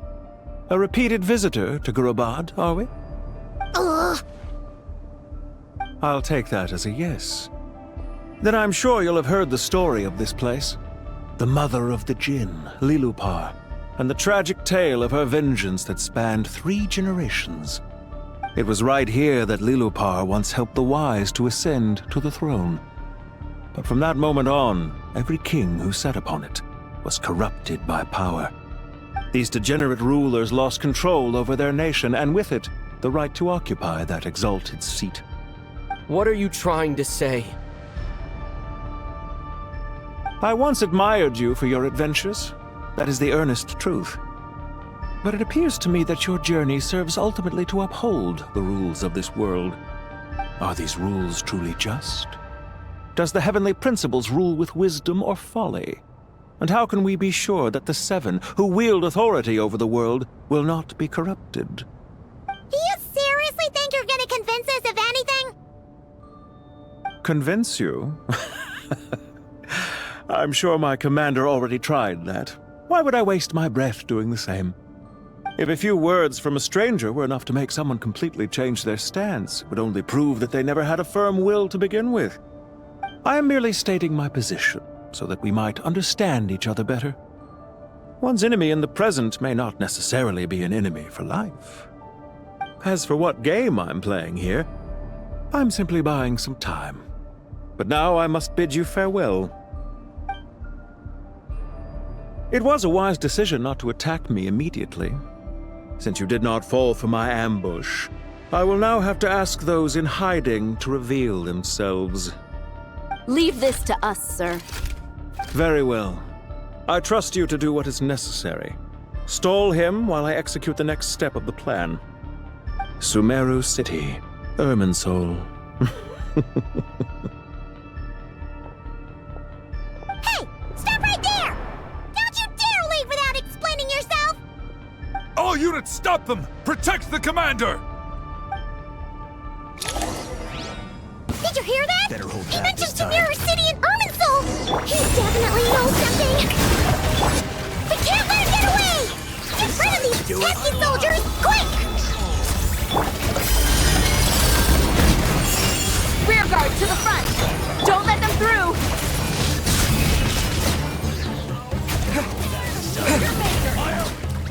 Get that thing in position! Hold on! Just a little longer!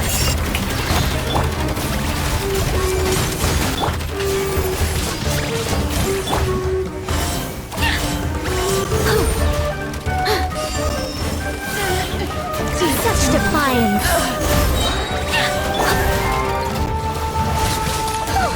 We finally beat them! That mysterious guy can't have gotten far! Let's catch up with him!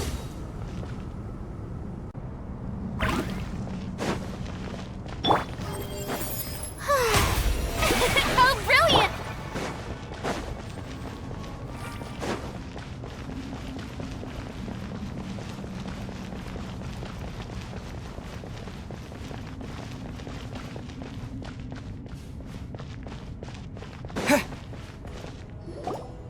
Found him! Over here!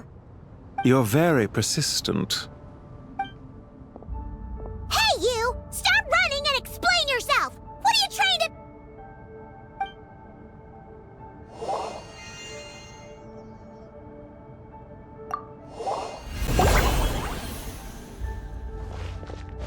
What's this? Relax. A small trap like this won't be enough to hold you. The sandstorms from Gurabad will die down soon enough, but this small window of time was all we needed to launch the next phase of our plan. Don't be discouraged. I knew that someone would come here eventually, so I planned ahead. Where to chat with you, which door to exit from, even which mechanism to wait by for you. I thought through every detail. You, meanwhile, know nothing of who I am. So far, you've only heard my voice, and for all you know, it may not even be real. But not to worry. This is only our first meeting. It shan't be our last. Just answer me one last question. Why do you continue to follow Dottore? He has conducted countless cruel experiments, even on his subordinates. Follow isn't quite the right word. Let's just say even those you see as villains have their friends, even if they aren't the most sincere of friendships. When any set of rules is established, there will be those who benefit and those who lose out. People will do anything to justify what they have gained or escape from the hardship imposed upon them. Neither he nor I are tolerated by the rules of this world. We were both searching for a new order. Our ideas of the final form that should take may have differed, but our journeys took a shared path. Goodbye, Traveler and Paimon. I wish you a timely escape, albeit not too soon. I will need a little more time to prepare, after all. Hey! Come back! Wait, this dark wall. We've seen these on our adventures before. It swallows people up! Oh, I'm sorry. She shouldn't have jumped the gun! Oh, okay.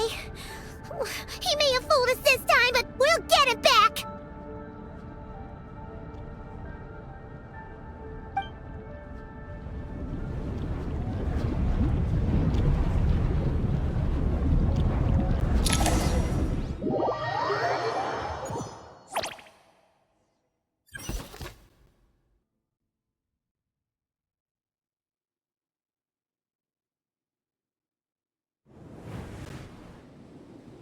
Sino and his team are guarding the north. We'll take this side. There's so many Jin! We can't let them get into Aru Village! Don't fret. I am well prepared for this situation. Huh. So you have a solution? Perhaps you're unaware that I have a trusty genie partner of my own, Plumpy. If I send her to negotiate with the others, this whole thing will be resolved before you can say Mora. Off you go, Plumpy!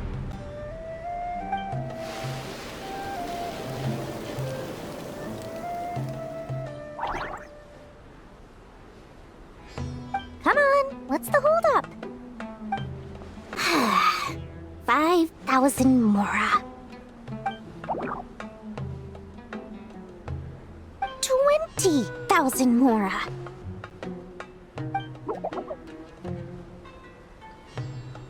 100,000 Mora. Final offer.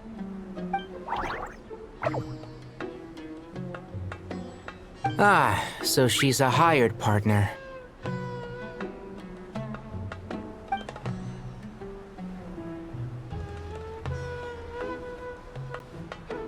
Hired partners are reliable too. Plumpy here is a highly skilled negotiator. You'll see. Just a few words from her and...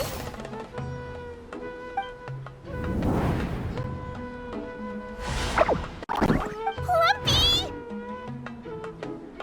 Don't you Jin have any respect for the rules? This was supposed to be a negotiation! How dare you treat my messenger like this? You wanna play rough? You can play at that game!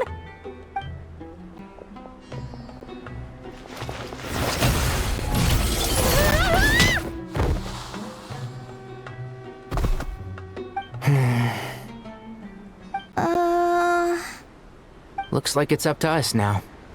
Be careful, Kale. Yes, Master.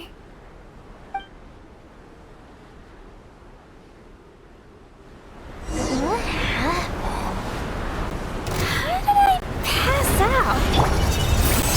Never mind. Maybe it's time for rampage. You know, this reminds me of when you first arrived in a video forest. You were trying to help a child retrieve a lost toy when you stumbled upon Spinal Crocodile territory by mistake. Yeah, I remember.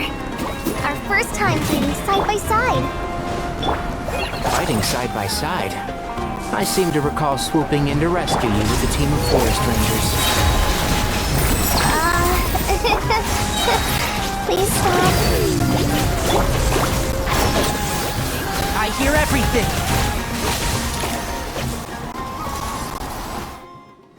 There's too many of them! I can't believe I used 12 rare items in one battle! Ugh. I shudder to think how this is going to affect this month's accounts. The sight of that glaring deficit might be more than my poor heart can take. Tainari, how's the situation on your end? We held the line, though it was a close call. But it looks like they're preparing for another attack. Has something happened? They've breached our defenses in the south. The Jin are pouring in. We're moving the villagers to the north as we speak. We're hemmed in. This is getting precarious. Our margin for error just got a lot smaller. That's why we wanted to confirm your status. We need to consider our next move carefully. Bad news. Another line of defense has been breached. Kale, go with them and assess the situation. Dory and I will hold the line here. But Master! Even with 3 of us, we barely managed to. This is not a discussion, Kale.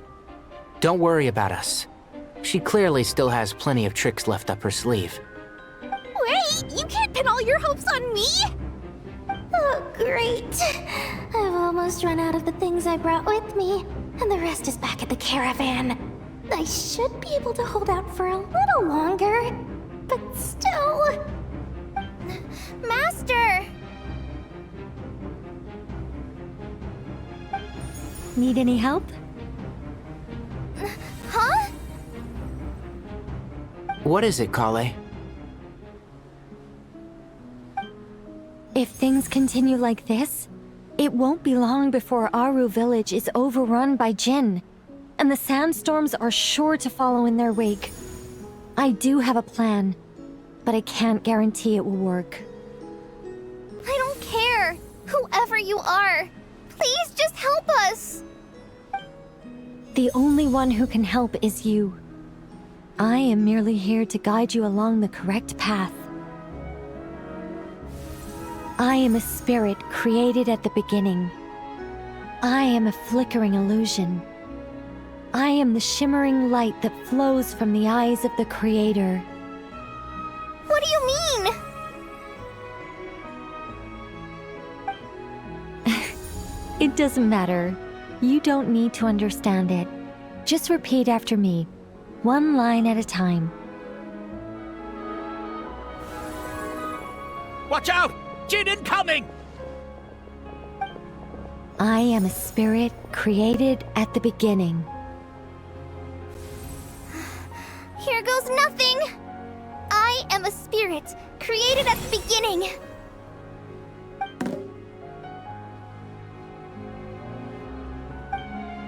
I am a flickering illusion. I am a flickering illusion.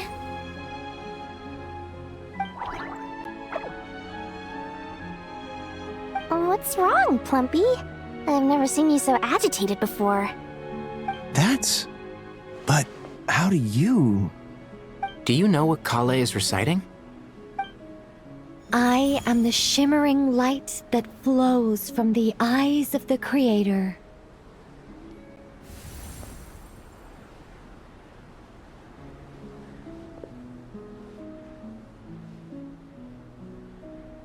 I am the shimmering light that flows from the eyes of the Creator.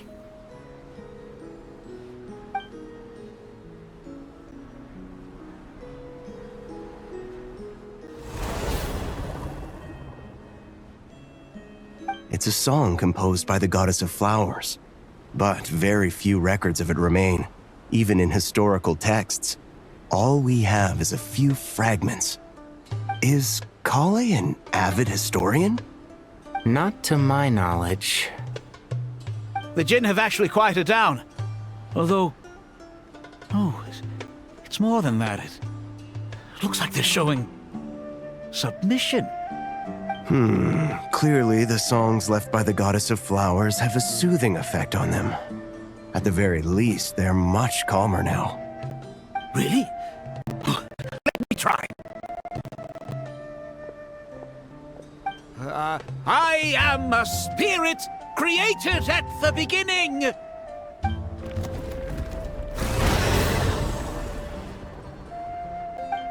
Don't stay away! I'll stop! I'll stop! It seems like the song only works when Kale recites it. But why? Kale.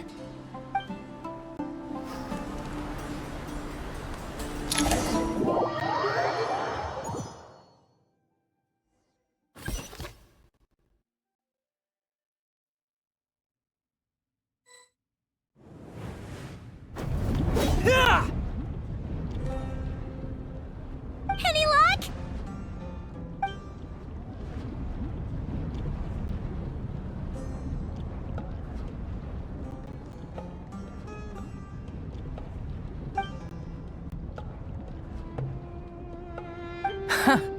When I heard that loud rumbling in the distance, I thought the shifting sands had bust open the gates to some ancient treasure vault. Turns out it was just you guys. Huh? Wait, that sounds like... It's been a long while. Did you miss me?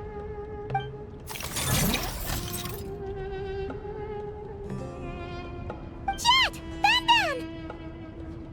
Let's save the catching up for later. First, I gotta get you guys out of there.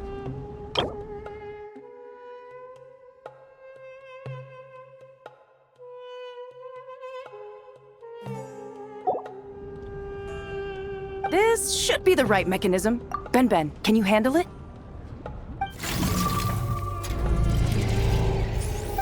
There we go.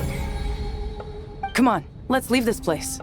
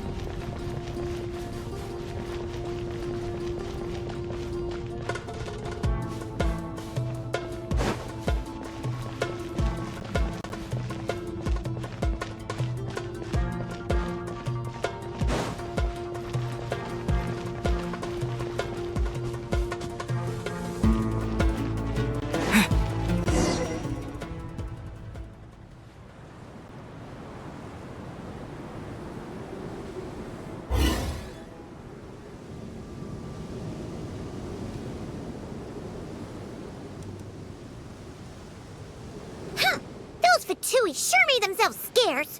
It's like they were never here. The Fatui? They came to the desert again? Yep. No idea what they're planning this time. They were being very coy about it. How have you been, Jet? Well, since we last met, I've started my own band of mercs. We've actually made quite a name for ourselves. Oh, yeah. On a slightly different note, I have some good news. I finally took care of Masaira. Not much to write home about. It was just another day. Found his hideout. Dragged him out of his cozy little bed. He tried to talk me into seeing his point of view, as usual. But I'm way past that by now. There was nothing he could say to save his life. What about you guys? Bet you'd forgotten all about me and Ben, huh? Of course not! We're super duper best friends!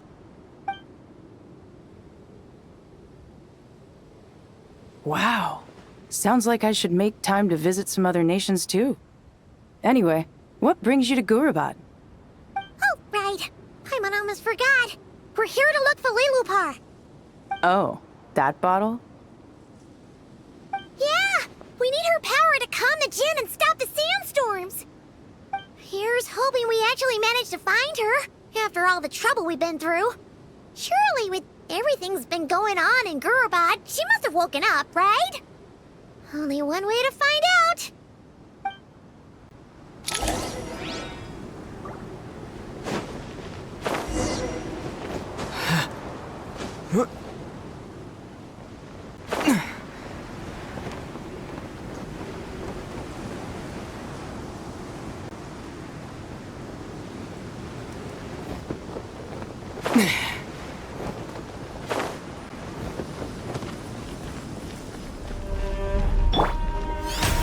The show begins!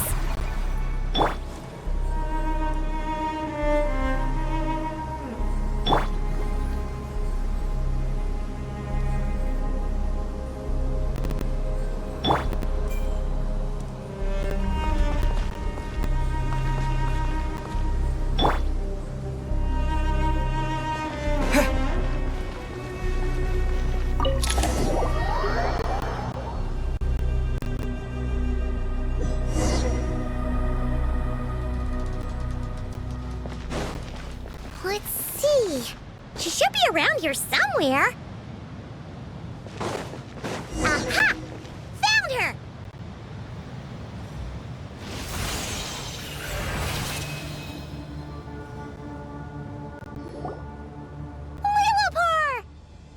What a long dream that was. It's been a while, my master. Oh, and you're here too, little wildcat. The four of us back together again. Imagine that. After we last parted ways, I merged with the land beneath Gurabad to suppress the dark calamity stirring in the depths. It rekindled the flame of vengeance within the Jinn, depriving Gurabad of any hope of peace. I fought against it for a long, long time, until one day, I sensed a change in a foreign land to the west. Suddenly, the pitch-black abyss fell silent.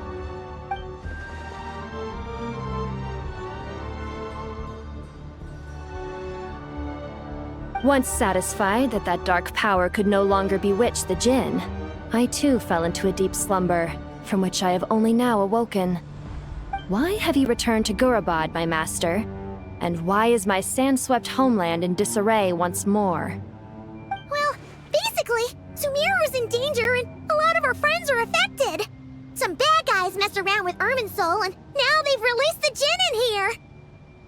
We managed to chase off the culprits, but we have no idea how to seal this place back up and stop the sandstorms. Child's play. I shall quell the Jinn and scatter the storms. Thank you, Lilupar. No need to thank me, my master. I have granted many wishes in my time, and this was the most trivial of them all.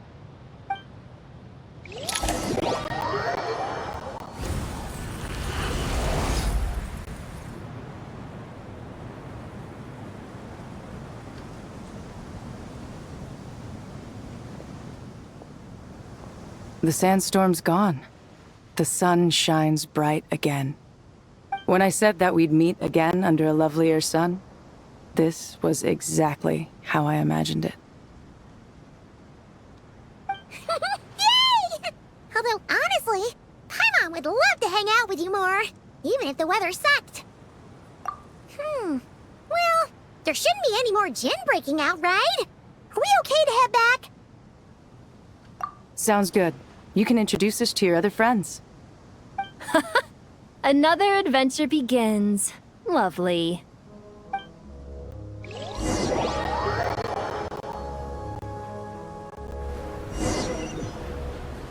storms have stopped! We should be able to get to the Temple of Silence without any problems now. Time to regroup!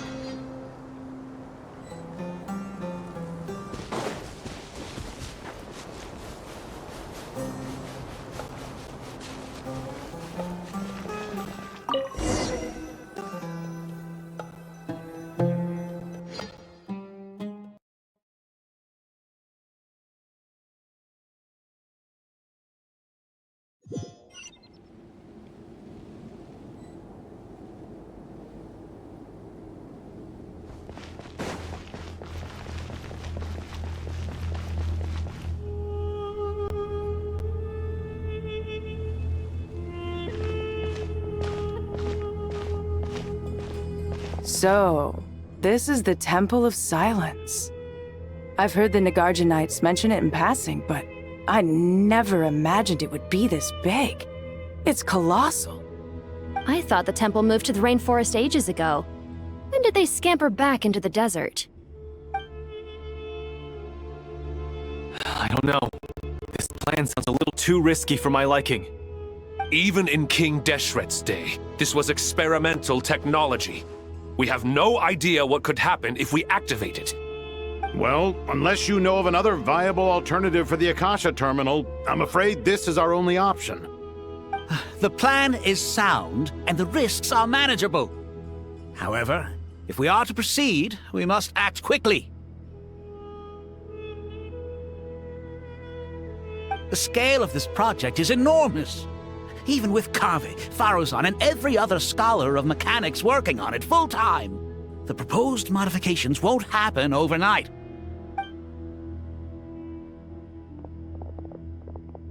You're back. Everything all right? And who are they? Friends of yours? Pretty much everyone in the Temple of Silence is. This guy's Kave, And the one next to him is Alhaitham. Hello, I'm Jet, and this is Lilupar. Oh, a famous name from the history books. Pleased to meet you. A friend of a friend is a friend of mine, as they say. Who's they? Huh? Do people not say that? Not in the desert. Friends you can trust, but friends of friends? Gotta keep an eye on them. Still, I do trust the Traveler's judgment. I'm sure you're good people. The sandstorms have calmed down. I take it the Gurabad problem is resolved? What did you find?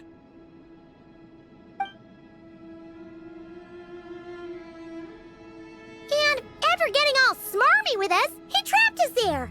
Luckily, Jet used the mechanism outside to free us, and then we got Lilupar to put a stop to the chaos. Wow. Thanks for being there to help them.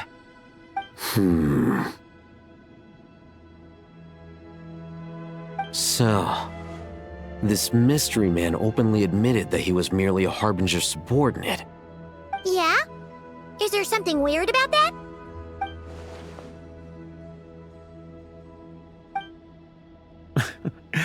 I assume you aren't naive enough to expect answers from an enemy. Well deduced. Our commander, Dottore, died in Nodcry.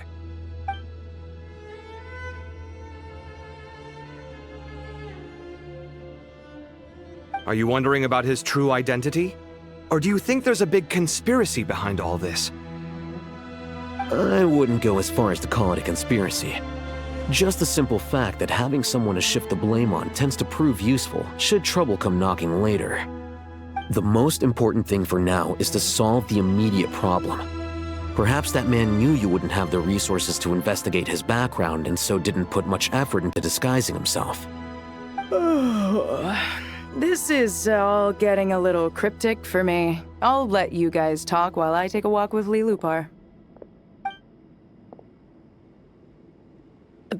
Jet? Aren't you with the Blazing Beasts? What a coincidence. Didn't expect to run into you here. We're mercs. You can run into us anywhere. Who's this with you? So, did you find the solution you were looking for in the Temple of Silence? You bet we did. This place is incredible. It has everything. So far, we've discussed a plan and verified its feasibility. Building a new system from scratch is out of the question. So our only option is to modify the Akasha using certain resources we hope to find in the mausoleum of King Deshret.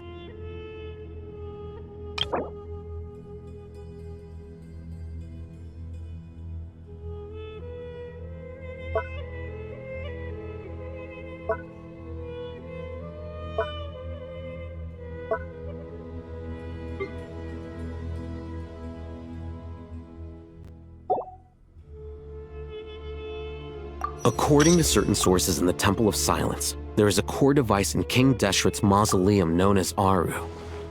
Little is known about this device in academic circles, which suggests it was hidden quite effectively.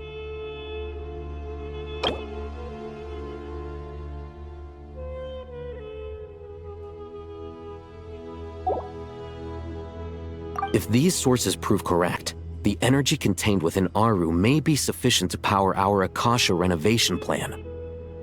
However, this raises difficult questions regarding technological integration. The sages are still debating it. Yeah, but I'm sure they'll reach a compromise once they've argued it out. The people of the rainforest are always cautious when it comes to desert technology. But times of crisis like this leave us with little choice. Wait, Paimon has a question. Is this the same Aru we've heard of before? It's sealed off, right? Some sort of prison where the Goat King, Ibis King, and Crocodile King are locked up. Well remembered. Yes, that's exactly right. According to our records, Aru was the most brilliant creation King Deshret ever conceived of. Built by divine and mortal artisans working together. It was a miraculous accomplishment, and it lies hidden deep within the king's mausoleum to this day. That being said, what Aru actually does and why it was built, Those are deep secrets we are not privy to. Until recently, I wouldn't have been optimistic that the place even exists. The only reason I'm inclined to believe it now is because we heard it from the Ibis King Thoth himself at his temple. The tale of how the 3 retainers of Al-Akhmar were imprisoned in Aru. Paimon totally gets that. When Paimon first heard about it, she thought it sounded pretty unbelievable too. Do you guys still remember that? The Ibis King told us they were trapped in Aru and that they had to answer 3 questions to get out. I think I remember. What causes our rise and fall? What obliterates love and hate? And what determines truth and falsehood? Those were the 3 questions, right? Yeah. If only Nefer were here. She's dealt with the Ibis King before, so she might know more. Oh, Nefer is a friend we met in Notcry. Notcry? Funny.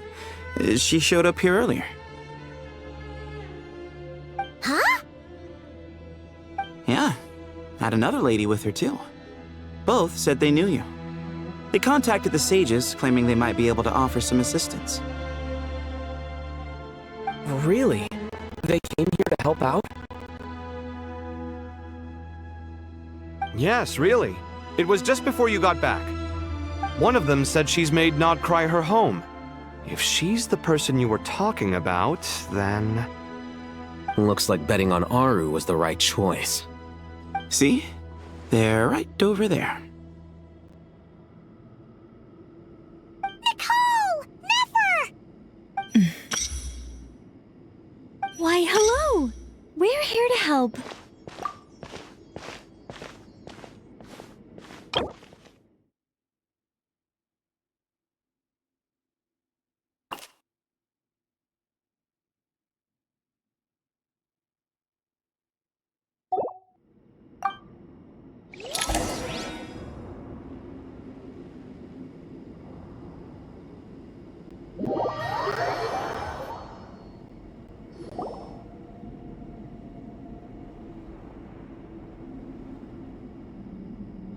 It's a good thing we left early. We almost got locked out. Locked out? What do you mean? Oh, you haven't heard? An invisible barrier has appeared around Sumeru's borders, cutting off all travel in and out. No one can leave and no one can enter. Sumeru has become a lonely island. Are the Fatui behind this too? Actually, no. This has nothing to do with them. I suspect it's a defense mechanism within Irminsul itself. Irminsul is the source of Tevat's ley lines after all, and Sumeru is the nation closest to it. I imagine this function was put in place to seal the entire region off in the event of serious damage, preventing the disaster from spreading to the rest of Tevat. It may have been implemented long ago. But doesn't that mean that the people here won't be able to escape to other nations if the anomaly keeps spreading? Currently, that does appear to be the case, which is precisely why I am here. This is a critical moment for the world, and Sumeru is the eye of the storm. Paimon's surprised you managed to convince her to come back to Sumeru. Indeed. Even for someone of my wisdom and eloquence, this tested my skills to the limit. And why should it concern me that Sumeru's in trouble? Surely you don't think I still have feelings for that place? Judging by your tone, I suppose you don't. Sounds like you don't know much about my past. And here I thought you knew everything.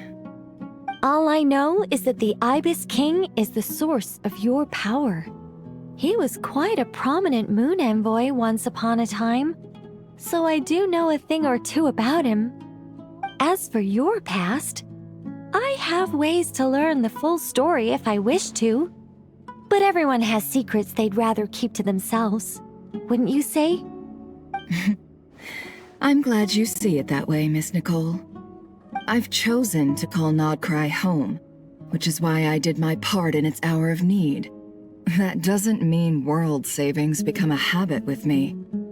I have no particular desire to play hero in Sumeru, thank you. I understand. Human emotions do not appear and disappear without cause. There is always a reason to be found behind both salvation and destruction.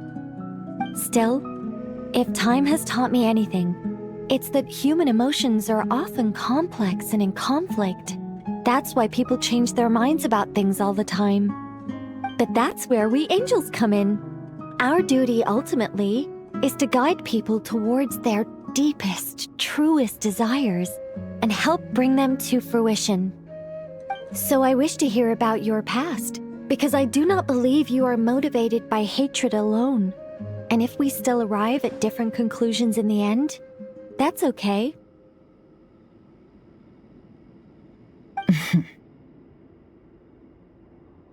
I refuse. Wait, what? But I set the atmosphere and everything. Isn't this supposed to be the moment when we finally open up to one another?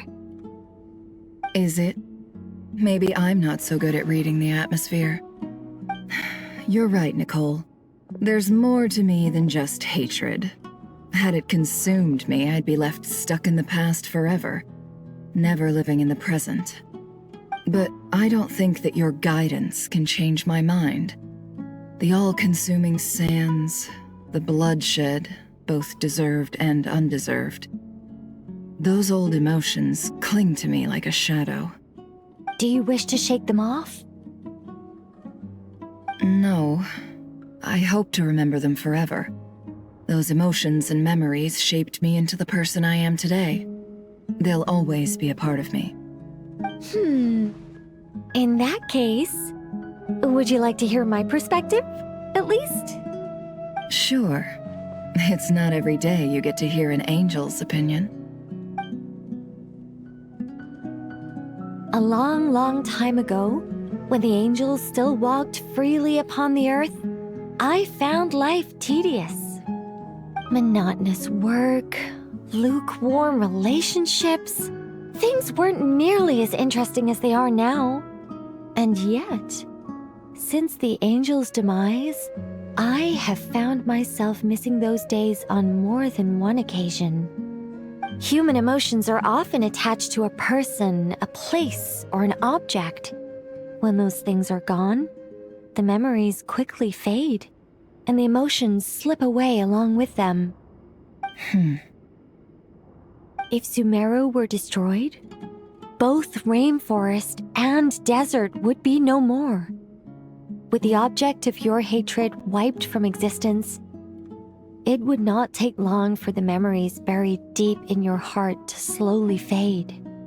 Both love and hate are intense emotions, but they are nothing compared to the void left behind when they disappear. Most sophisticated, Miss Nicole. But anyone focused on the future could only ever applaud the destruction of the things they hate. Still, I'm a special case. Someone once told me that human memory is more selective than a Mora-hungry merchant choosing between customers. We all need a reality check once in a while, so we don't forget the truth. As much as I dislike Sumeru, this is no way for it to perish. All right, you win. I'll help you out a little, but I won't work for free. How much will you need? You're not gonna milk this for all it's worth, are you? What do you think? I'll be upfront with you. I don't have much more on me. If that's what you need, I could borrow some from Alice. Or perhaps I could pay in sculptures. The ones I carve are actually worth quite a lot. Just cover my travel expenses. Huh? Is that all? That's all. Given all the people I owe favors to, I can just about justify a trip to Sumeru. Yehoda! Here, boss! What do you need? I'm going back to Sumeru for a while. While I'm away, you'll be in charge of the curatorium. I'm in charge? Whoa. Don't worry, boss. You can count on me. And that was how the ingenious Angel Nicole brought you the perfect person for the job in your hour of need. Hip hip hooray! That was far more detailed than necessary. Not lacking in embellishment either. I never thought I'd return. Especially not the desert. But life doesn't always go as planned, I suppose. What's Candace up to? I don't think I've seen her yet. She's still taking care of things in our village. Should be joining us before too long.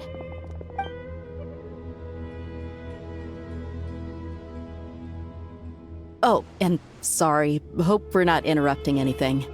We have some good news, though. We're planning to go to the mausoleum of King Deshret to look for the legendary Aru, then use it to try and restore the Akasha system. According to records in the Temple of Silence, the mausoleum houses something called Aru's Chute, which can be used to establish connection with Aru. We still have some time before we leave, so there's no rush. By the way, who are these two new faces? Just call me Nefer. I'm based in Nodcry. Did I hear you mention Aru? Correct. Well, I happen to have a connection with one of the 3 retainers imprisoned inside, the Ibis King. I'm here to get things done, so if you don't mind, I think I should come with you. That sounds perfect. Miss Nefer, are you from the desert by any chance? Why do you ask? I don't know. There's a familiar air about you. Plus, you mentioned Candace. Sorry, I don't mean to pry. It was just a random thought. I'm Dia, an Eremite mercenary. My work usually keeps me out in the desert. I'm on good terms with Dory, and she's mentioned you all before. It's nice to finally put faces to the names. However, my associate here is probably less well acquainted with you. Why don't you all introduce yourselves? Actually, I'm a little better acquainted than you might think. Huh. Are my eyes playing tricks on me? It looked like you spoke without moving your mouth. Ventriloquism. I have heard tell of it before. What is it, Kale? It's you!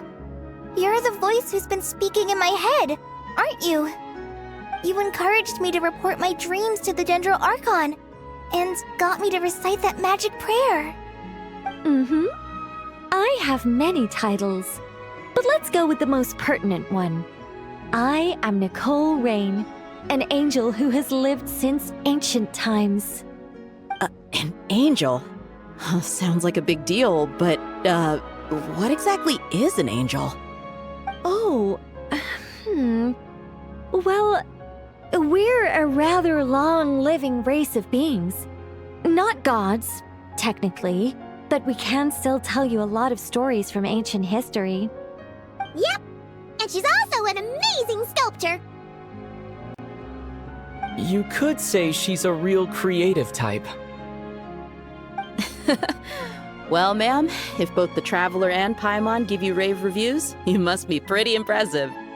Oh, please don't call me ma'am. I find it so awkward when people get too formal with me. Just relax and be yourselves. No need to be nervous. Miss Nicole, if it's okay, could I ask you a few questions? Yes, you may.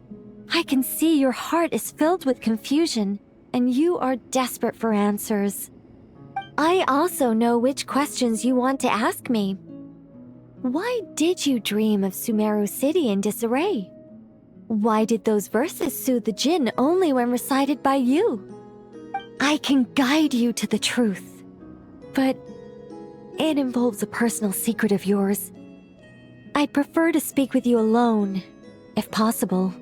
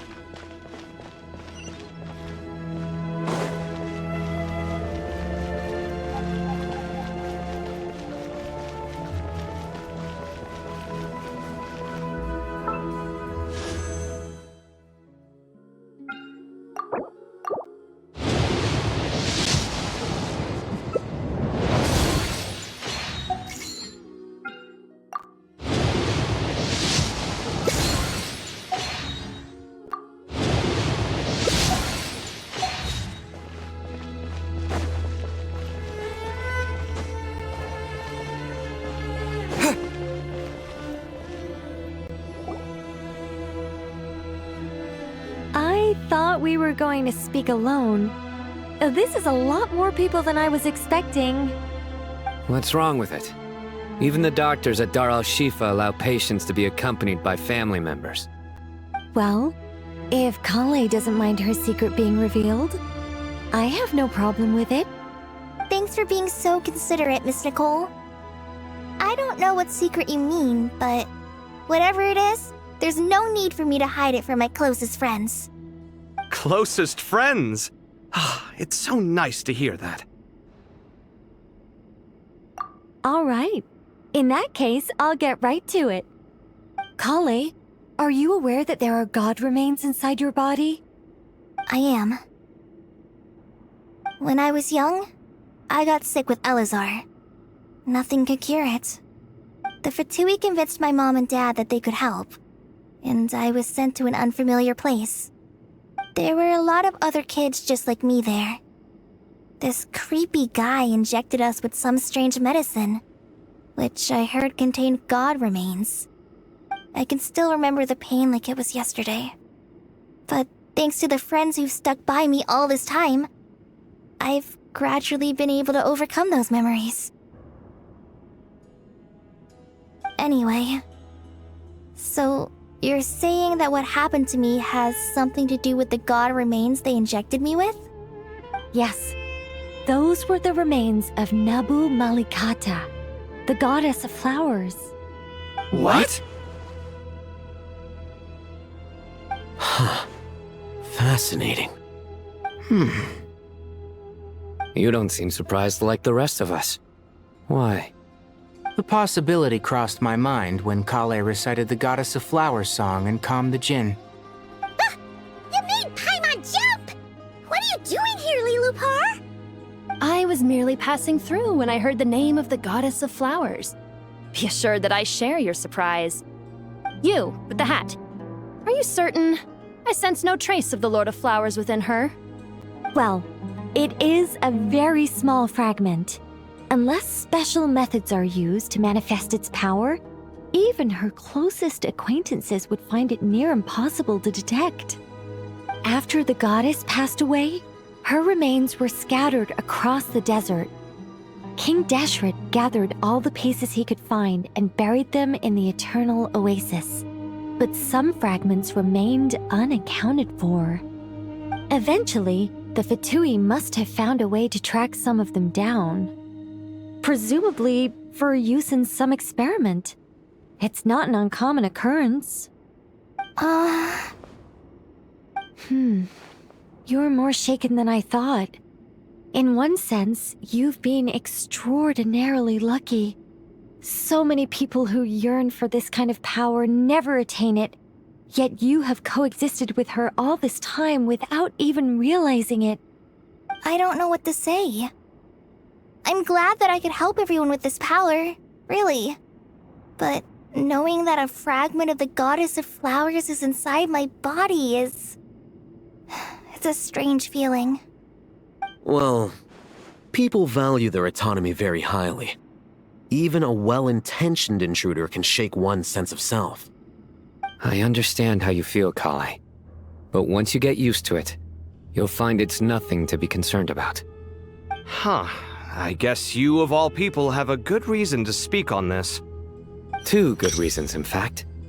Incidentally, 3 is the maximum number of Hermanubis' Ba fragments that I could bear.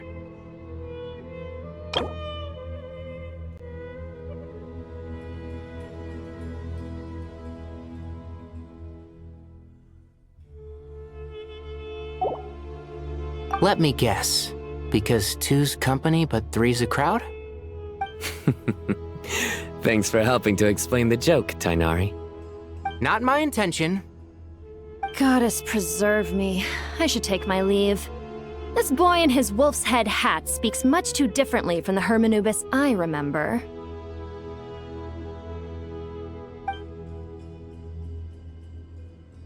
Kale, all I'm trying to say is, no matter how many Hermanubis fragments there are within me, you wouldn't think of me as Hermanubis.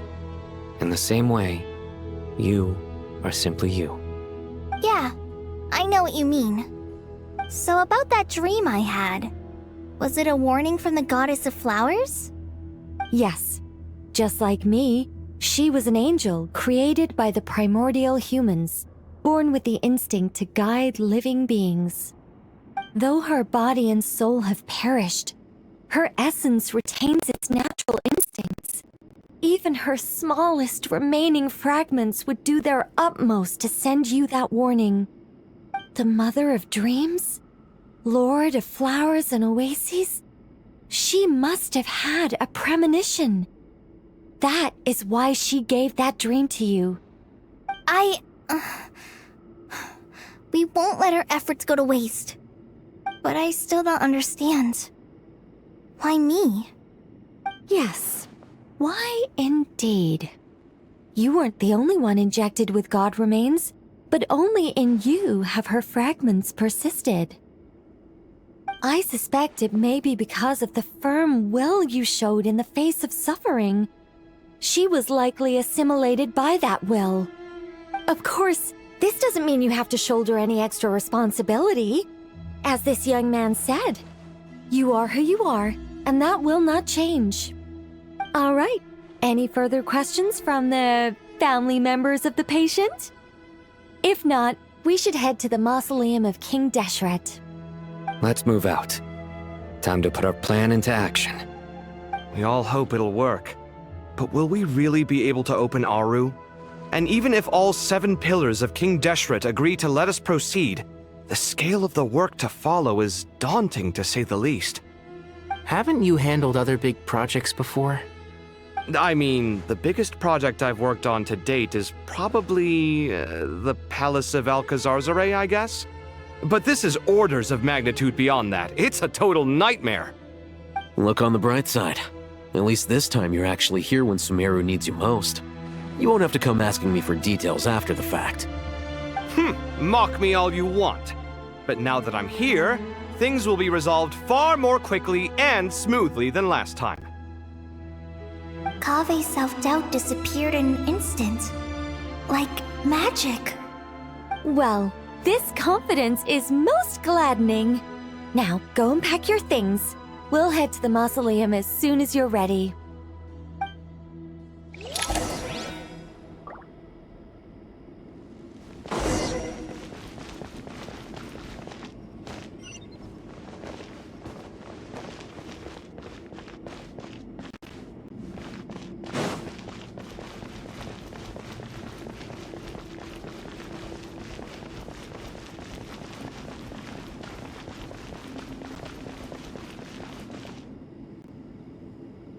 Oh, Miss Nicole. I heard you're a very talented sculptor. Is that true? Oh, I don't know. I wouldn't want to blow my own trumpet. Honestly, even though Ksharoar is best known for its focus on mechanics, plenty of Ksharoar scholars are quite serious about sculpting as a hobby. So if they rate your work, that's enough for us. We just have to take a look. Who's we? Myself and a few other scholars. Kashif, Daneshvar, come take a look. Oh, well, if you insist, I suppose there's no harm in showing you.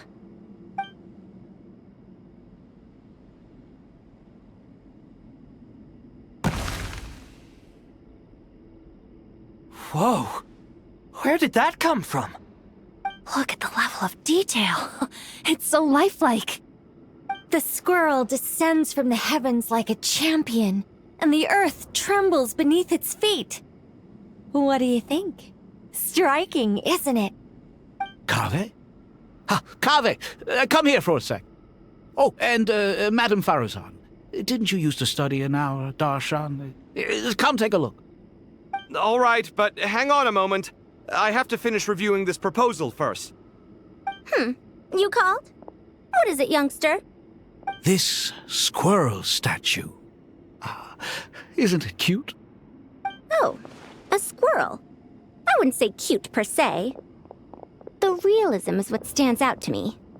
Were you trying to carve a statue of a hero, young lady? Oh, a hero? I suppose so. Actually, I didn't really have a specific theme in mind. I just started working on it, and this is how it turned out. I see. Well, do you tend to read novels about heroes in your spare time?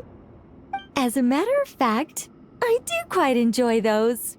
Everyone loves a good tale of daring do, right? Then perhaps this statue represents the heroic tale you long to see deep down inside. Also on the subject of heroism, I feel that if the subject posed with a finger raised towards the heavens, it would lend a greater gravitas to the overall image. I'm sure some would call it cliché or old-fashioned, but not me. I think it would be a perfect fit. It has a certain classical beauty about it. Kaveh! Sorry, Madame Faruzan, I'm a little busy right now. Don't wait up for me. What a pity. That young man has excellent aesthetic tastes. I was hoping to ask him for his opinion. What a genius idea! Why didn't I think of that? Classical beauty is a great direction to explore. That's it. Once I get back, I'm going to sculpt a heroic squirrel pointing its finger towards the sky. Precisely. A declaration of victory. You understand my vision. Then place the two statues face to face. Yes!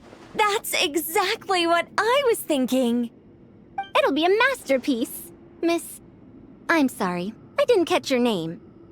Just call me Nicole. Madame Faruzan? Was it? What? Oh, no. That wouldn't be right. Why ever not? Madam is a state of mind cultivated from within. Anyone may call me Madam if they so desire. My dear Miss Nicole, once we make it through these trying times, should we have the pleasure of meeting again, I shall look forward to seeing your new work. In this day of age, it's rare to find people with an appreciation for classical aesthetics. Meeting you was truly a pleasant surprise. Honestly, I feel the same way. It's been a long time since I met anyone interested in this style of statue. Clearly, they don't call you Madam for nothing. Also, I have to say, you're a very good judge of character. Because when I think about it, I really am someone who likes stories about heroes. That must be why I've quietly kept watch over generation after generation of them. Sorry, keeping watch over heroes? What exactly do you do for a living? Oh, never mind that. Let's not tell Madame Faruzan about Miss Nicole's true identity for now. Good idea. Let's limit the conversation to aesthetics.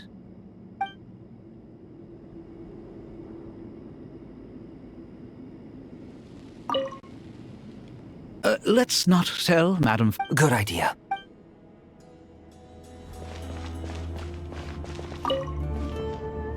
What's wrong? You look a little depressed. Kale got a fragment of the Goddess of Flowers, and all I got was one of the 7 pillars who served under King Deshret. I lost out, didn't I? That's what you're upset about? You're such a child.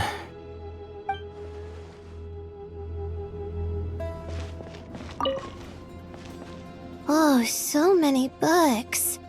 More than I could ever read in my life. But I've learned a lot that the textbooks could never teach me. I never realized that people in the distant past thought about some of the same questions we ponder today.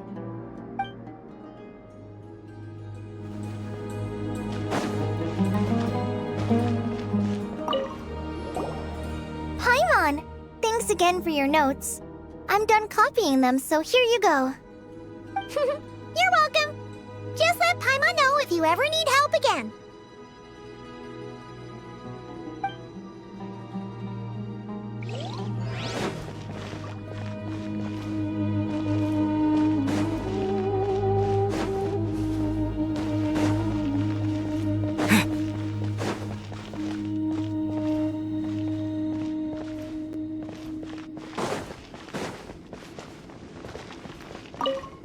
Good to finally meet you in the flesh.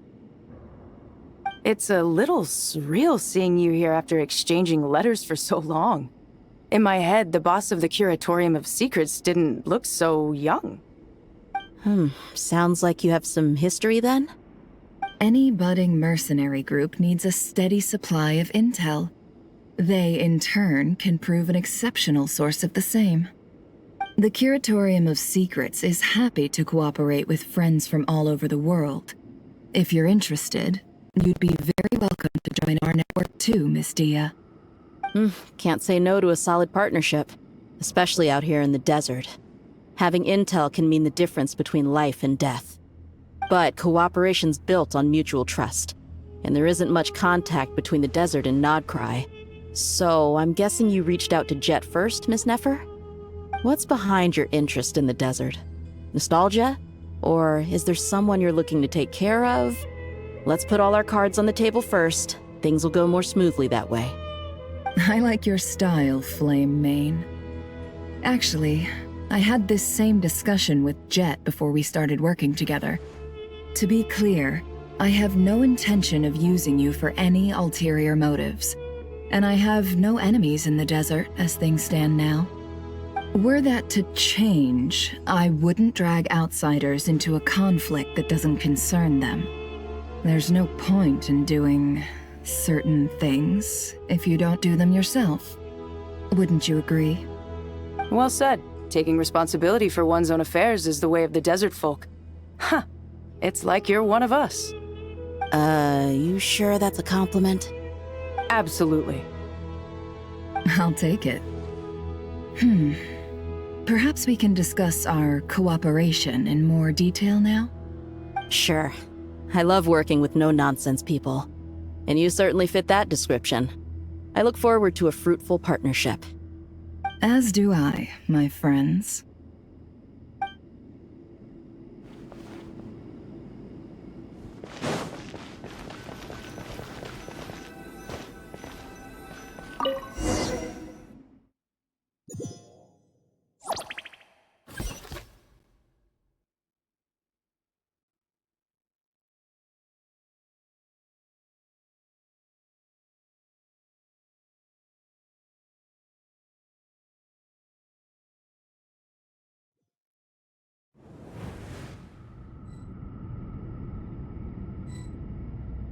I hope everyone's ready. We'll be arriving at our destination very shortly.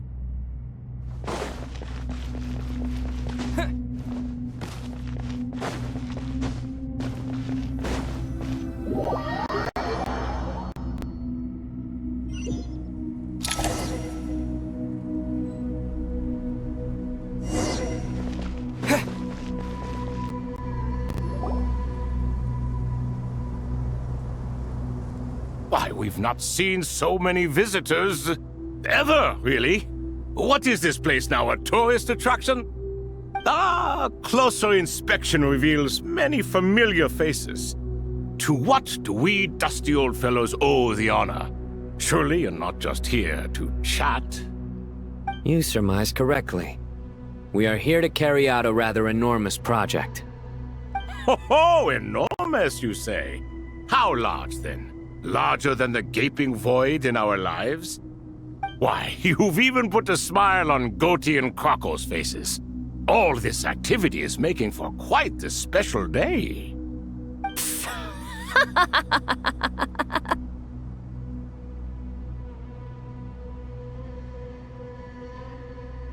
I know that laugh. Lilipar? What on earth are you doing here? Oh, this is hilarious. Turns out good things really do come to those who wait, as long as you stay alive long enough. When did you three get locked up in here? And still you act all high and mighty, putting on a show for the younglings. Truly hysterical. Why, you... Yes, I know, no need to shout. You're right, Lilipar. Goatee, Crocco, and I all have the same problem. But didn't King Deshret seal you away? How did you break free, and how did you get in here? Who knows? Perhaps you can ask my master one day, should you ever get the chance. Behold, the executioners of old. Some have turned into fragments residing in human bodies, and others are imprisoned eternally, leaving not a single shard behind. It's almost tragic, watching lowly prisoners like you act all self-important. Curiosity gnaws at you, doesn't it? Your interest in the outside world threatens to burst you at the seams. I'm starting to take a liking to this magic bottle lady. Time is of the essence. Let's get down to business. We come to you, O three ancient lords, to request your assistance on behalf of the Academia. If we can help you regain your freedom, then please consider lending us your aid. As for precisely what we need your help with, it's a long story. So, to demonstrate our sincerity, we are prepared to first resolve the problems that plague the three of you. All right, stop arguing, Croco. And Goatee, don't you start. What's the harm in letting her speak? It's not worth getting so angry about. Forget about her. The three questions are the crucial thing here. But do you really have a way to answer them? You once answered the final question, Nefer, but the seal did not open. Unless, with the passage of time, you have found a new answer? You could say so. When you first asked me what determines truth and falsehood, my answer was a liar's soul. Liars are the best at seeing through the falsehoods of the world. But if you want them to tell you the truth, you have to reach their soul. I think that makes sense. I found it quite compelling myself, and I told Nefer so. Unfortunately, it brought us no closer to liberation. Well, that's simply because it was my answer, not the one King Deshret was looking for. Can you guess which answer Al-Ahmar wanted then? Time. And that's not only the answer to the final question, it's the answer to all three of them. All things wax and wane with the passage of time.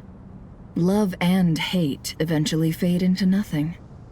Current affairs are always fraught with conflict and controversy. Only time can distinguish between right and wrong. You once described King Deshret as a proud man. I'd say that the prouder someone is, the more inclined they are to believe that only time is qualified to be their judge. Time. Well. Indeed. Perhaps in building Aru, our king was in fact attempting to reverse time, to bring love and hate, right and wrong, the rise and fall of all things back to their point of origin.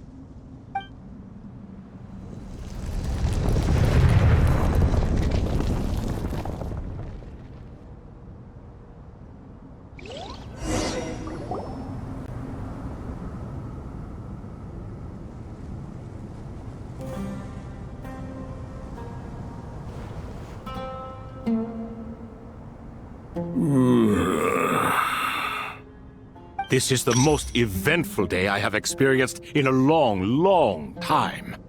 You have my sincere gratitude.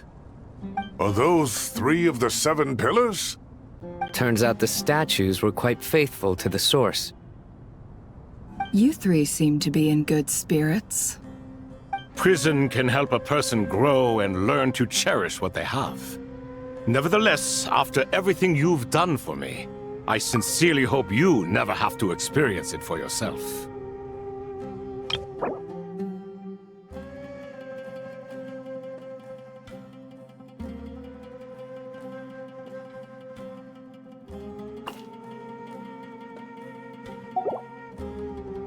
Hello, Nefer. It's good to see you, Thoth, the Ibis King. Nice. Definitely puts my mind at ease, seeing you two getting along so well. Should we maybe introduce ourselves, or... Sure. I'm Sethos, the current leader of the Temple of Silence. This is General Mahamatra Sino, and this is the former Spantamot sage, Cyrus. But I'm guessing none of that means a whole lot to you. Everything is equally new to us, in truth. We've been gone from this mortal world for longer than you can imagine. Let's hold off on the introductions for now. We can always ask Nefer about you later. It'll give me something to talk about with my chosen disciple.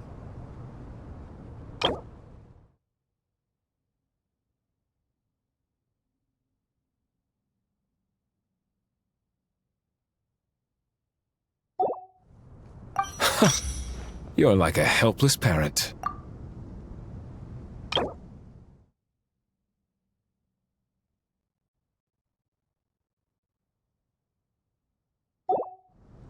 Gods and people of yore are not necessarily welcome in today's world.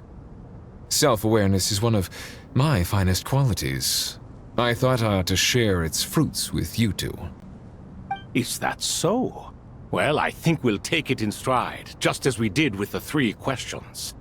Let's not forget, it was my persistence that won you both your freedom. Fair point. I have to applaud your persistence. And I must praise you for your wisdom. Now, state your wishes, young ones. I'm sorry? Why, your tremendous accomplishments deserve a reward, do they not? You must let us do something for you in return. General Mahamatra, what do you think? I won't beat around the bush. Sumeru is facing a crisis the likes of which have never been seen before. And we need your help.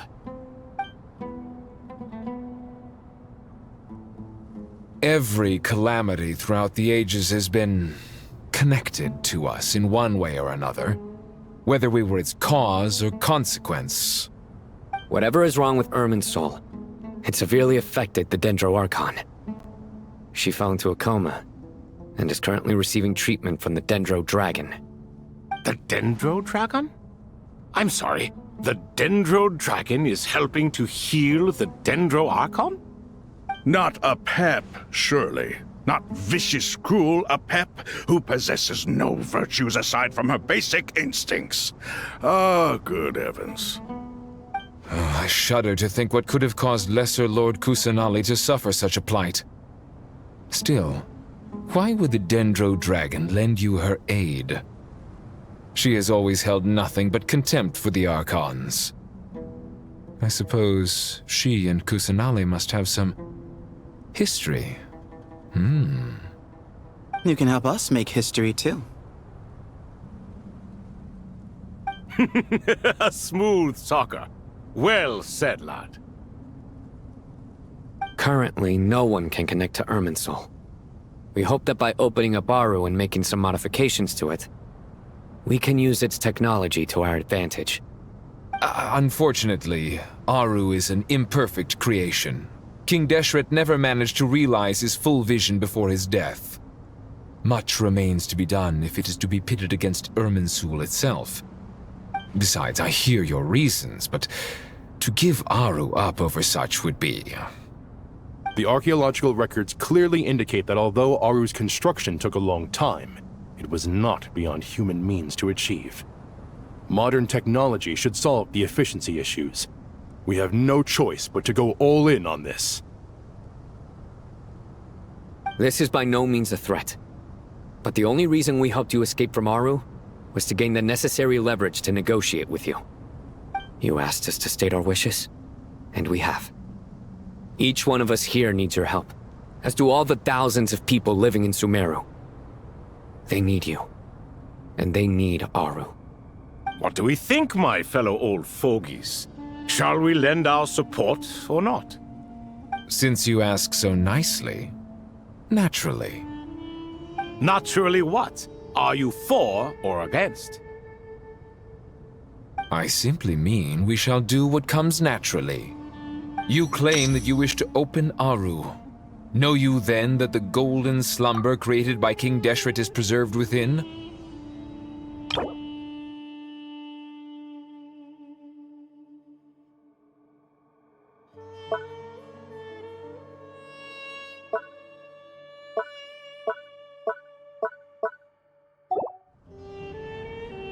We do. We understand the risks involved. In all likelihood, the mortal world will never again be able to replicate King Deshret's work. Never will there be another chance to come so close to creating a utopia. Knowing this, are you sure of your decision? We are sure. Before people can dream, they must first live. If your minds are made up, very well. We shall summon our erstwhile colleagues to discuss this further. Saint Chesapank, Saint Bennu, once you surrendered to silence and were buried with King Deshret. But now, we invoke the right to awaken you with our voices.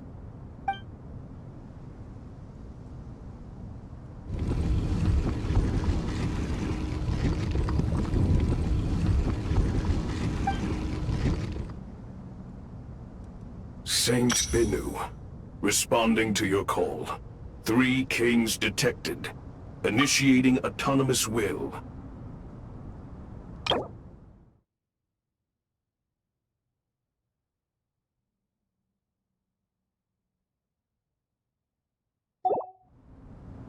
Saint Shezbank, responding to your call.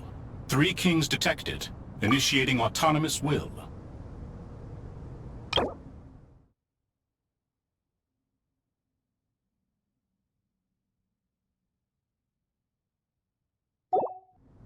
Ah, Lord Herreshoff. What a long time it has been. I trust you are keeping well. Then your trust in my well-being has long outlived your physical body. You have always opened with that same phrase, in life, death, and now even beyond. Al-Akmar is long gone. What is the reason for this meeting? You're awake? Good. We are voting on whether to give the people of present-day Sumeru access to Aru and permit them to perform technological renovations.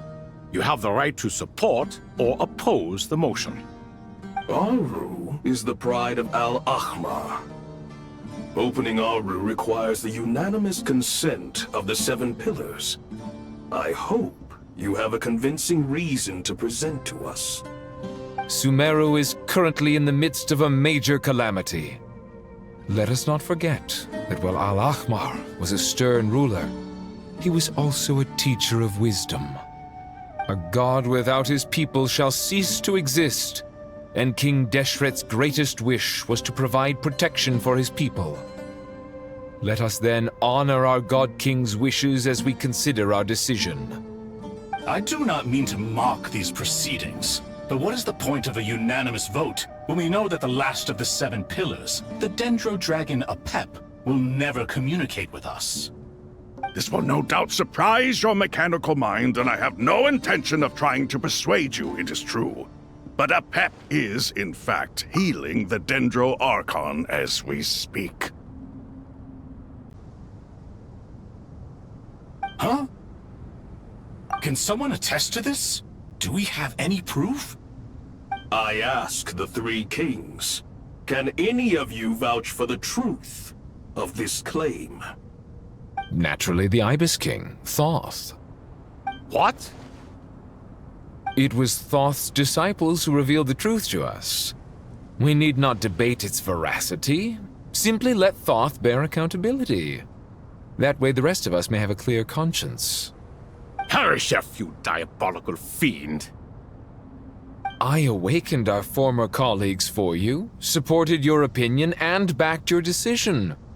What sort of fiend would do that? I miss the days when Hermanubis was still around. At times like this, he would offer to take accountability. What are you trying to say? Is my word worth less to you than Hermanubis's? Hypocrite though you are, Lord Thoth, you are humorous in equal measure. How could we bear not to associate with a character such as you? I, Saint Shezpank, approve the Goat King's proposal. Since King Deshret is no more, we shall receive no reprimand for acting beyond our remit. Nevertheless, I sincerely hope that those before us understand the significance of what they intend to do.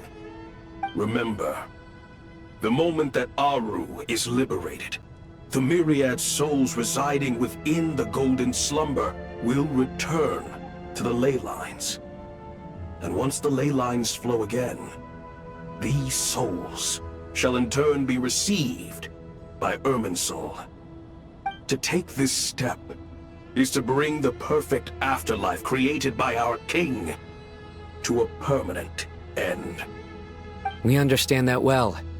and we have decided to proceed regardless. Furthermore, the contemporary human perspective would contend that confining souls in this way is no act of benevolence. The deceased have a right to rest in peace. King Deshret's creation is clearly a place of rest and peace. It is just that many do not see it this way. But no matter. Saint Benu approves. Hermanubis' representative and the Dendro Dragon Apep made their choice ahead of time, while the Goat King, Ibis King, and Crocodile King have also granted permission to liberate Aru.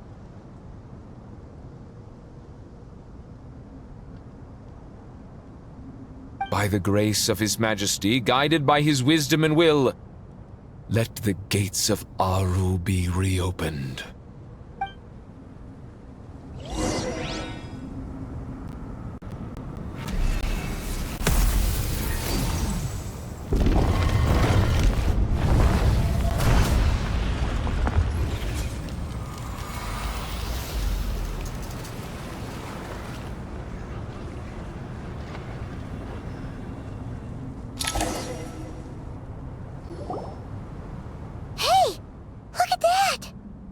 What's this? Are we under attack? No. Wait, it's...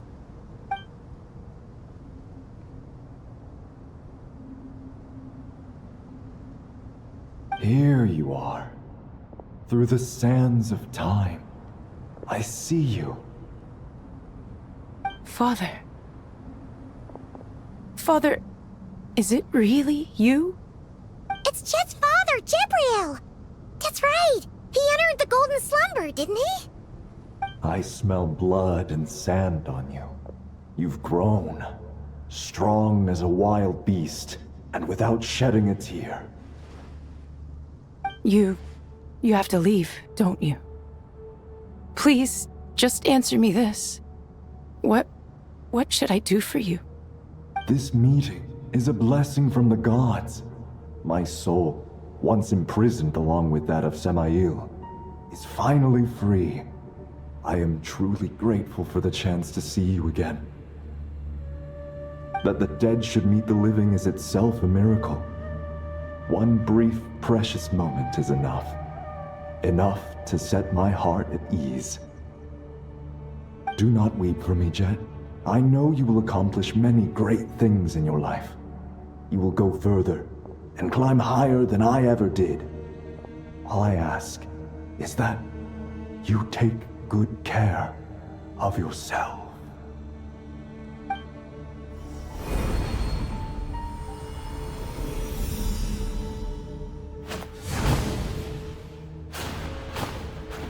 Father! Father! Father. Hey, Jet. Do you want something to eat? Maybe it'll help you feel better. I'm fine. Thanks, Paimon. It was just a little sudden. The chance to see my father again meant the world to me. He was trapped in the golden slumber for our sake. And now, after all this time, he can finally rest in peace. I'm glad. It's a huge relief. You've grown strong, Jet. More than enough to fend for yourself. Yeah. I'll leave the past in my memory where it belongs. My family, the good times and the bad. Goodbye, Father.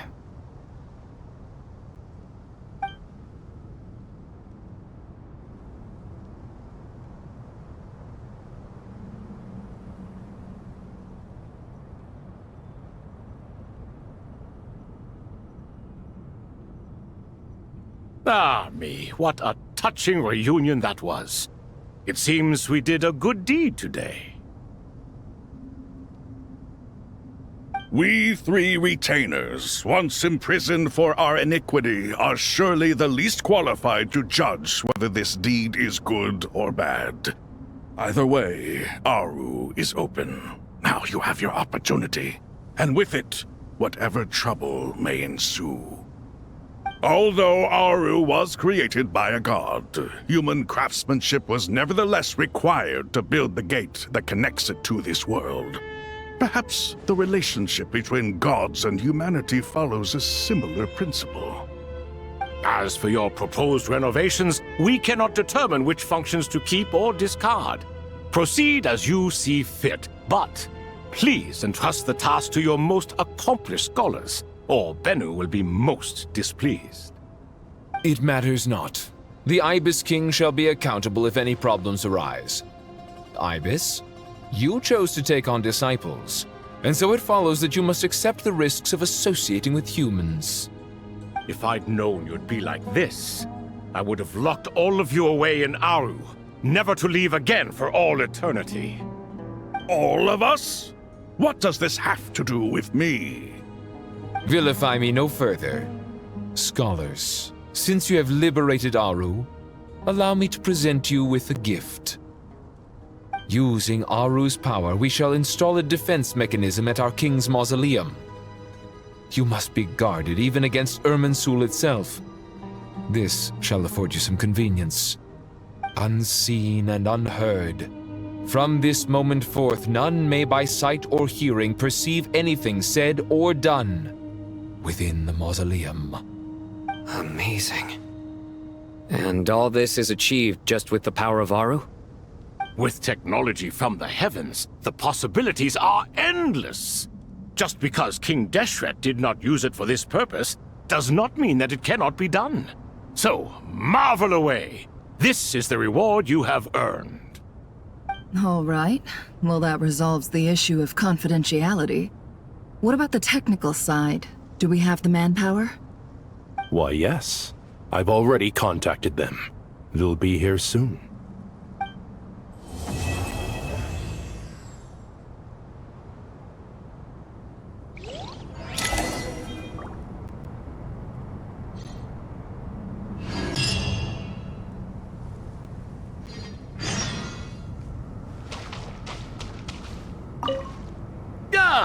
Fresh air. A wondrous feeling. Naturally. I have a sudden urge to stretch my legs. Can anyone recommend a suitable leisure activity? I might have had some recommendations for you were this the past, but here and now, for someone who has just left prison, there could be no greater joy than simply being outside of it at last. I could not agree more.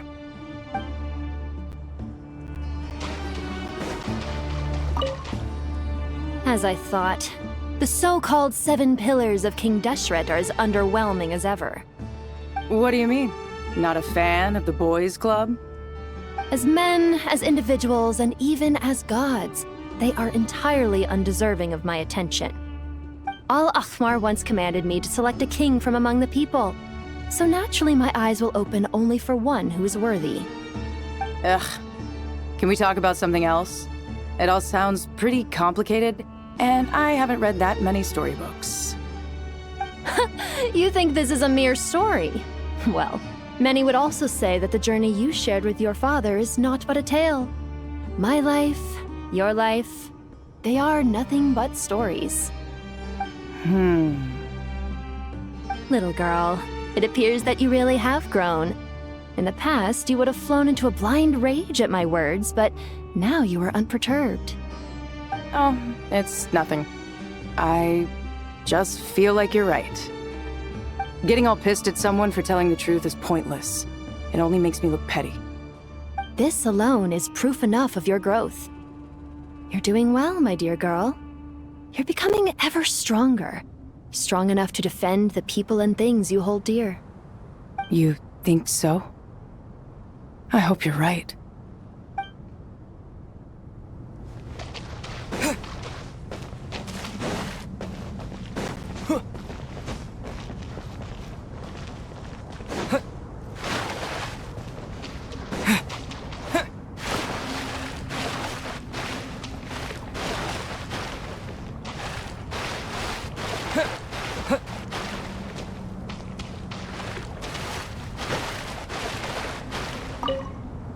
You must be Sethos, the successor to the Temple of Silence. Hello. Yup. That's me. Nefer, right? That's what I heard the others calling you. Judging by your outfit, I'm guessing you come from the desert too? That's right. Started off in the desert, went to the rainforest, then went from there to Nodcry, where I work as an intel broker. Huh. Well, this is interesting. You don't seem to talk about yourself all that much. Yet here you are, volunteering your life story to me. However abridged. Maybe I'm looking to make some new friends. I like making friends too. I'm easier to talk to than Sino and a little more streetwise than Tainari. Which is why you came over this way, giving me the chance to strike up a conversation with you. Was I that obvious? I think you did fine. You were mindful of my attitude and hoped to lure me in through sentiment. Lure you in isn't exactly how I'd put it. I see it more as an invitation. An invitation to what? To put down your luggage. Lay down your burdens. To return to your homeland. And be truly welcome in the place you once felt so estranged from. You're a more interesting heir to Bamun than I was expecting. Since you're familiar with my grandfather, I'll assume you're aware of our situation. I'd like to make friends with you. And I think you'd be a great asset to us. Not to mention the power you and I both hold. Originally belonged to the same organization. Aha, there we go. Now we're getting somewhere.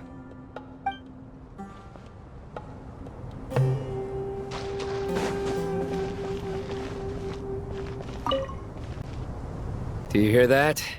Sounds like your teacher is scolding mine. Huh. Classic. Did you see her? She's a former Vahumana student who dropped out of the academia and went to Nodcry to work as an intel broker. There's more to her than meets the eye. How can you tell? Do the Matra have information on her? Some, but nothing telling. I'm basing it on the fact that she seems to be an expert liar. She can fool many with her words. A sixth sense for liars after investigating so many of them, I take it? Yep. What about you? What do you make of her? A little earlier, in the corner, I noticed she gave some supplies to Jet and had her deliver them to the main group. She's meticulous and highly observant. Besides, what was it you said? Making it to the top is no easy feat in any profession. Anyone who's at the top of their game has to have some sort of edge over others. It's true, but she's not the only one at the top of her game. I also am, and so are you. Sure, but what's to guarantee she won't overhear us talking about her? Don't worry, I have my methods. Sethos is distracting her. Ah, I see.